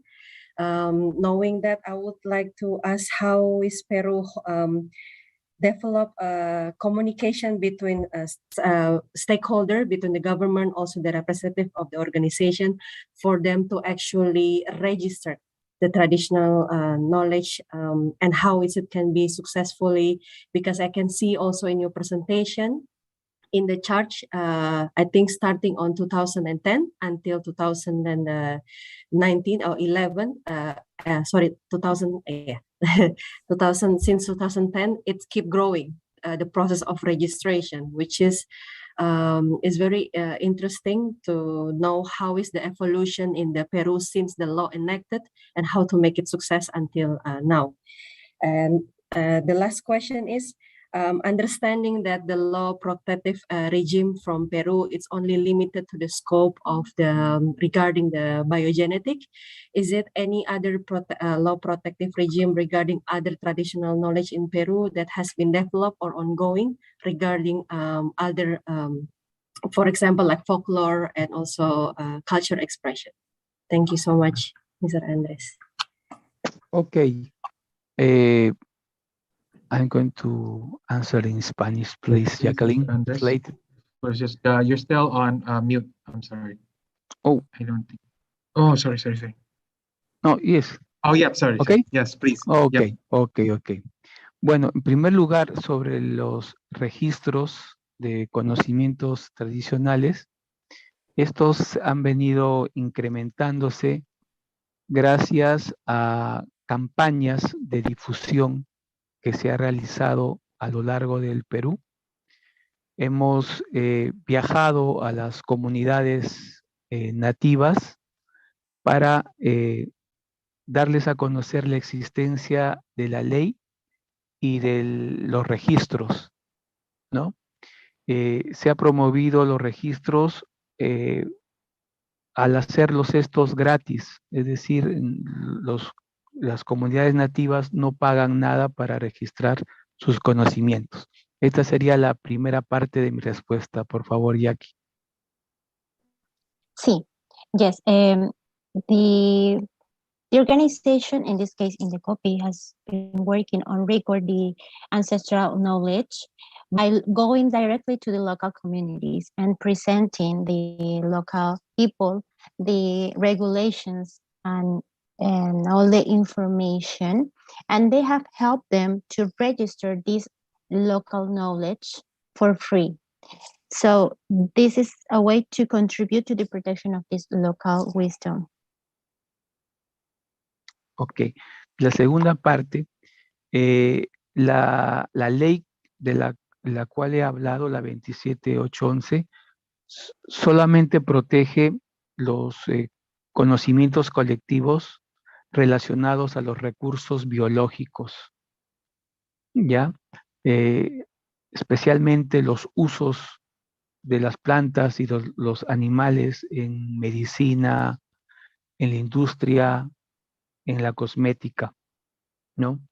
Sin embargo, hay otras normas que protegen las otras diferentes formas de conocimientos tradicionales, ¿no? Eso está a cargo mayormente del Ministerio de Cultura, en la forma de la protección del patrimonio intangible, ¿no? Y también a través de algunas herramientas de la propiedad intelectual, como son las expresiones culturalmente tradicionales, ¿no?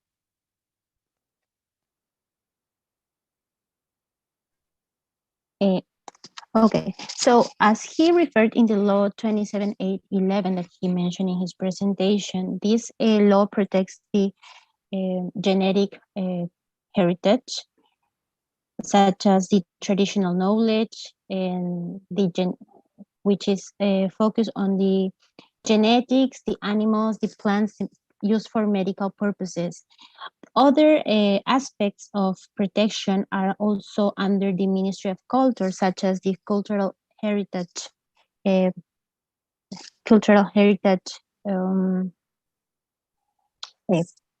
expressions. Sorry. So the Ministry of Culture has some tools to protect this heritage. ¿Le gustaría añadir algo más, señor Andrés? También se promueve el uso de las marcas colectivas y de las denominaciones de origen. So the Ministry of Culture also protects the collective brands and the licensing for the specific brands. Denominaciones de origen o indicaciones geográficas. ¿Hay alguna terminología puntual para esa palabra, señor? ¿Lo podría, por favor, parafrasear, reformular? Es indicaciones geográficas, geographic indication. Yes. Sí, yo entiendo. Gracias, Mr. Andrés. Sí.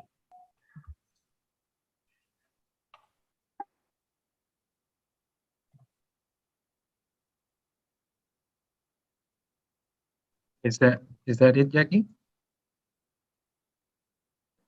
Yes. Okay. So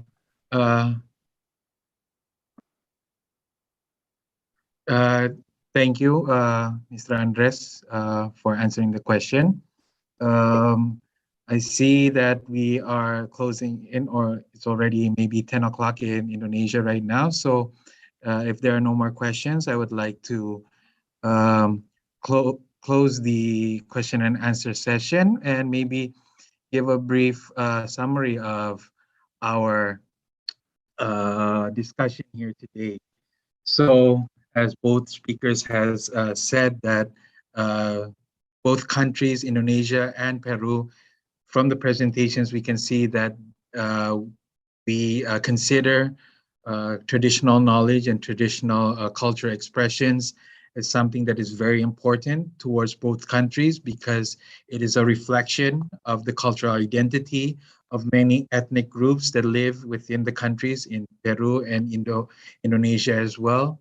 From the Peruvian side, we can see that Peru has already established an institution, which is in the copy, which is responsible for the registration of claims towards traditional knowledge and genetic resources of the people here in Peru. So there is a way to do that under national law. And we see that there are many examples of the traditional knowledges here in Peru as well. From the Indonesian stance, we can see that Indonesia as well affords a wide protection towards traditional knowledge and as well as traditional cultural expressions, which is encapsulated in many national regulations. However, one specific national regulation is still in development. If I am right, it's still in the process of being developed, a specific national law. But however, at this time, the other national regulations can already award protection towards traditional knowledge and traditional cultural expressions in Indonesia. We can also see that Indonesia on a multilateral level is also very active in trying to grant protections towards traditional knowledges. We can see that at an international level that some traditional cultural expressions have been recognized by UNESCO as intangible cultural, such as angklung and wayang and so forth. And maybe from both sides, we both agree, Peru and Indonesia agree that there needs to be more public awareness to be raised of the general public, so that every person can appreciate traditional knowledge for what it is.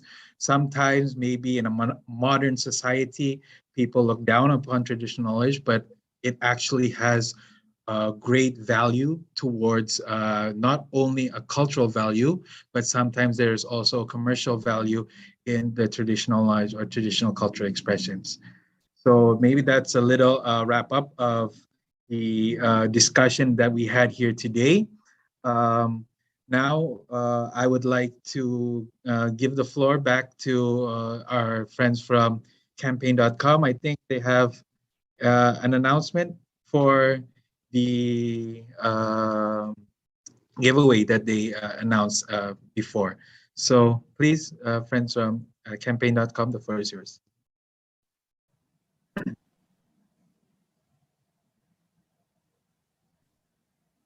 Well, thank you everyone who has participated in the discussion. And it was very delightful to witness an entertaining yet sophisticated conversation between the respected speakers, moderator, and also the participants.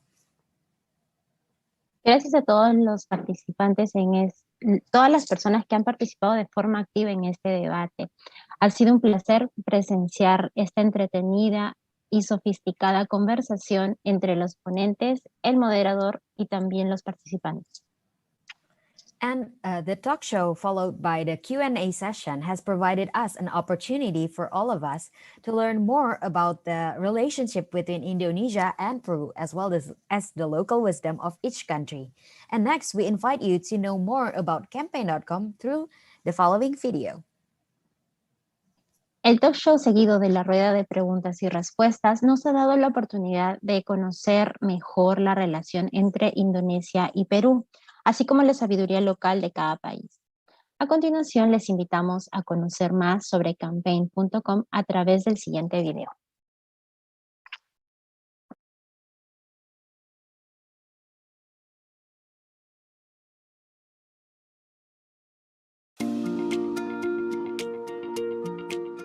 Companies around the world have a responsibility to give back to the society and the environment. 2 years ago, before the pandemic affected our lives, the social responsibility of doing various activities can be done without the limitations of social distancing. Spreading joy towards others, giving to those in need, planting trees, and sharing our knowledge towards others. Now, it all seems impossible. We are forced to adapt to the unexpected, forming new habits that affects how we are fulfilling our personal social responsibility. At campaign.com, we believe collaboration is key. Through our Campaign for Change app, we are able to connect individuals, companies, social organizations, and communities. To expand our community, reach new supporters, so that you can create the change. We are here for you to create a social commitment. Let's collaborate. Together, we can make the world a better place.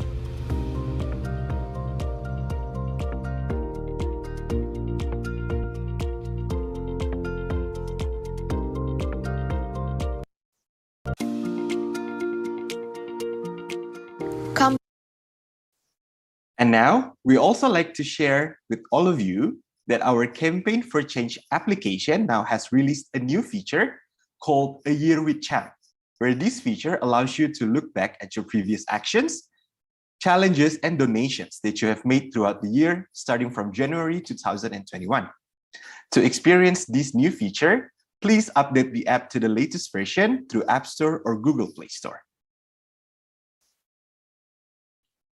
Asimismo, nos gustaría compartir con todos ustedes que la aplicación de nuestra campaña for Change, de Campaign for Change, ha lanzado una nueva función llamada Un Año con Champ, ¿no? Sería la traducción en español.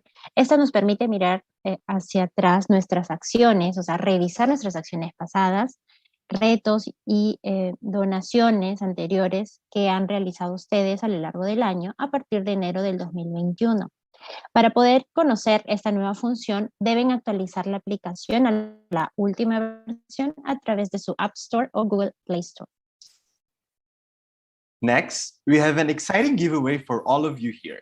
These exclusive merchandise will be given towards one lucky participant who has submitted their action during the previous Take Action Together session. A continuación, tenemos la premiación de merchandise exclusivo que se entregará a 2 afortunados participantes que hayan presentado su acción durante la sesión que hemos tenido hoy, ¿no? El Take Action Together. All right, I guess this is the moment of truth for those of you who have participated in our Take Action Together session. And now it is the time for us to announce the participants who have submitted their action and are considered to be the most accurate and creative. Muy bien, supongo que ha llegado el momento de la verdad para todos los que han participado en esta sección Actuar Juntos, Together for Shout, Action, ¿no? Ahora este es el momento para anunciar a los dos participantes que han presentado sus acciones y que se consideran las más acertadas y creativas.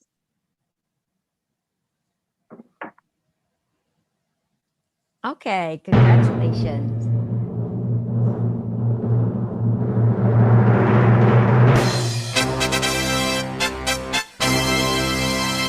Congratulations to the winner.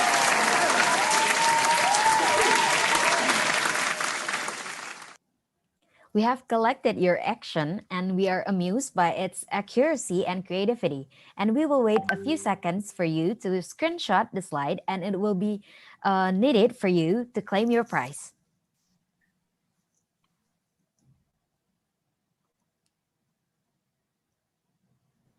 Felicitaciones a los ganadores. Hemos recogido tu acción y nos divierte tu precisión y creatividad. Esperemos que vamos a esperar unos segundos para que puedas tomarle un screenshot a la pantalla y así puedas posteriormente reclamar tu premio. Exactly. Please send the screenshot to our campaign official account at campaign in the Campaign for Change application. As you have been selected to receive an exclusive appreciation from campaign.com, and we hope that it will motivate you to always create positive impacts. Exactamente. Envía una captura de pantalla a nuestra cuenta oficial de campaign, @campaign, en la aplicación Campaign for Change. Has sido seleccionado para recibir un reconocimiento exclusivo de campaign.com y esperamos que esto te motive a seguir creando y realizando impactos positivos.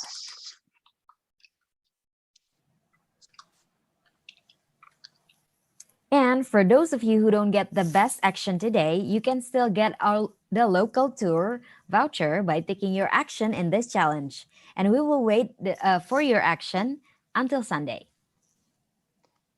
Bien, para aquellos que no lograron hacer la mejor acción hoy, aún tienen la oportunidad de seguir y conseguir el voucher de la gira local realizando su acción en este challenge. O sea, pueden continuar participando hasta el día domingo.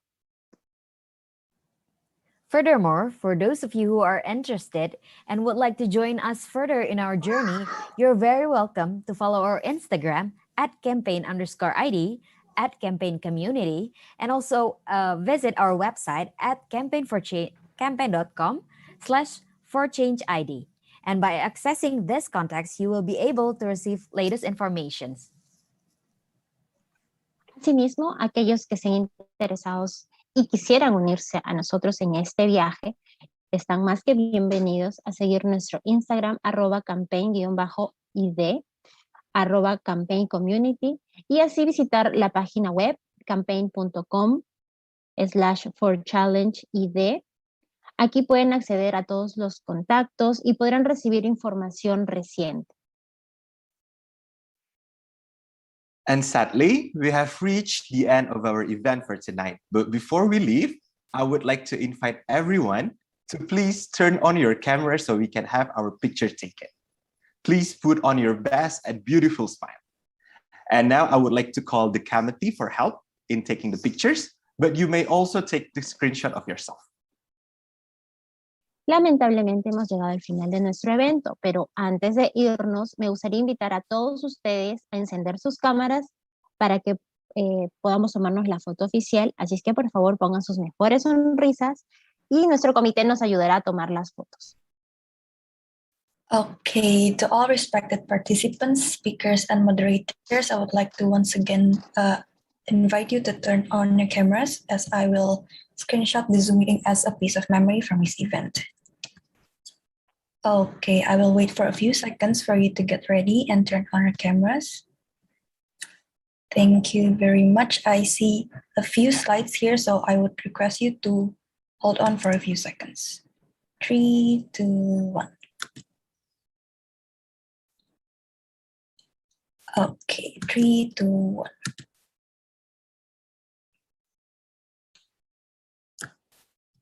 Three, two, one. Once more.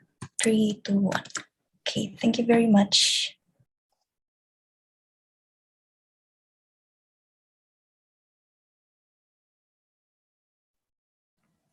All right, thank you so much, everyone. Finally, we have come to an end of today's webinar. We would like to once again express our gratitude to the respected speakers, moderator, KBRI 5 representatives, and of course, to all of our fellow participants.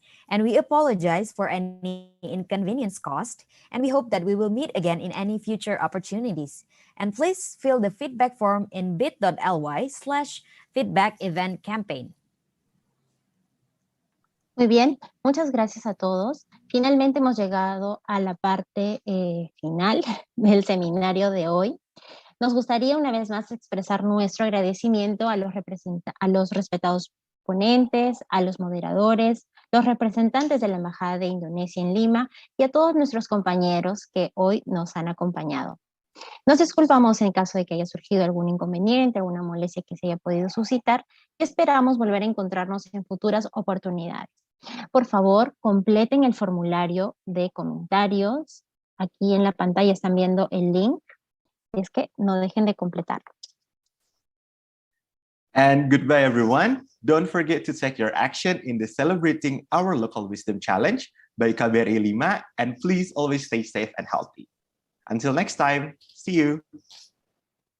Muchas gracias, Ander Faladilas. Terima kasih, Ibu Dubes. Muchas gracias, señor Andrés Faladoli dan Mr. Yudi. Pak Yudi. Terima kasih banyak, Pak Ir. Thank you so much. Muchas gracias. Thank you. Campaign.com, terima kasih banyak ya. Sukses campaign.com. Terima kasih, Bu. Ya, Pak Pin, terima kasih. Sama Ibu, terima kasih. Ya, muchas gracias todos.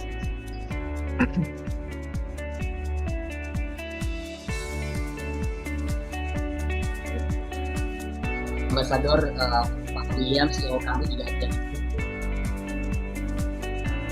Ya, terima kasih Pak Ajis. Semua teman-teman dari campaign.com, terima kasih atas kerjasamanya. Pak Yudi dari Kemlu ya, terima kasih sekali juga. Thank you very much. Recording stopped.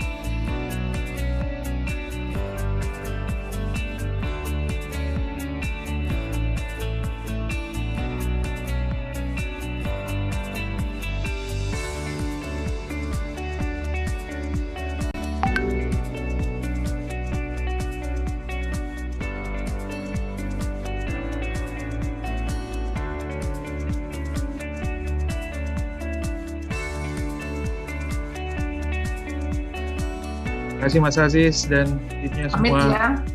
Kami ya, mohon izin pamit ya. Pamit ya, sama-sama. Terima kasih Mbak Riri, Pak Stefan, Pak Aziz. Terima kasih, Bu.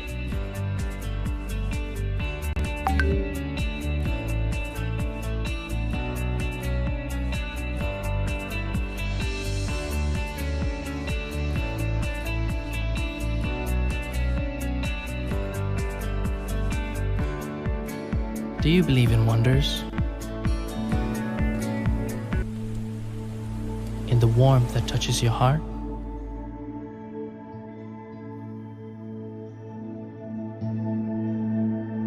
In the wind that brings joy to your soul? It's a calling that starts you on a journey, awakens all of your senses.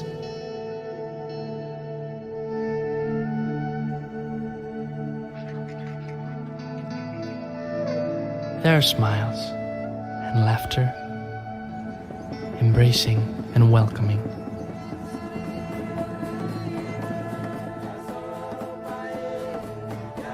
your heart leaps.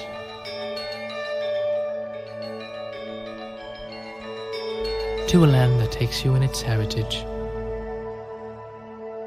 in the richness of its culture, in the liveliness of its people.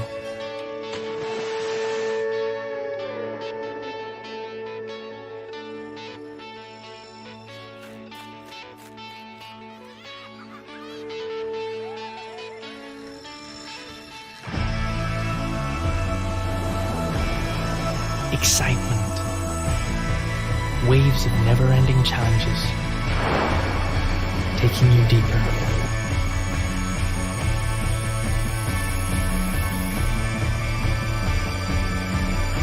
Further, higher. Over there, the path lies before you. The beauty draws you in. The colors bring life to imaginations.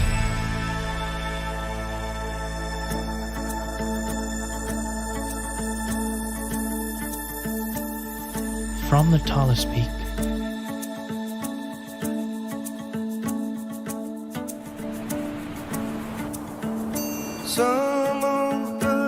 to the deepest depth.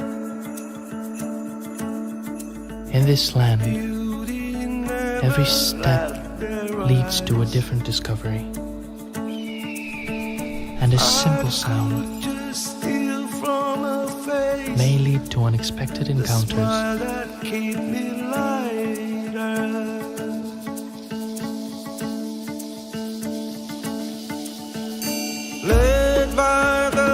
Togetherness, warmed by a fragrant aroma.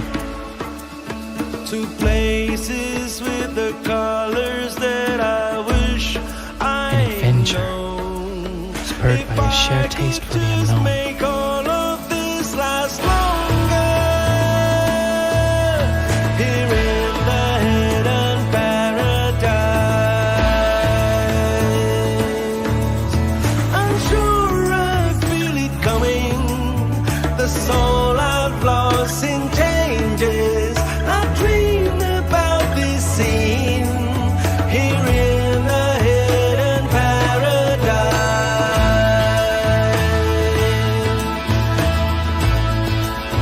I feel it getting closer now.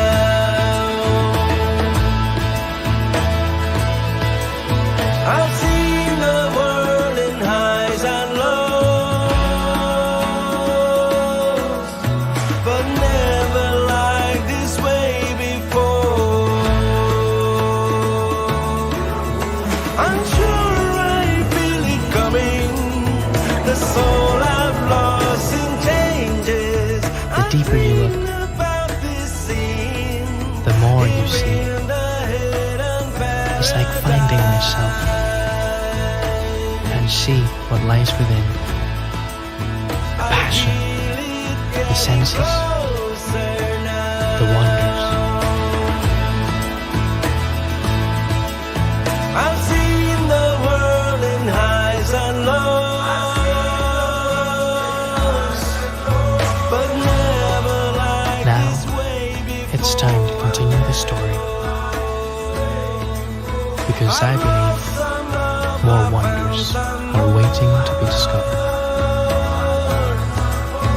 I've died, I've gone, In the never-ending journey of senses.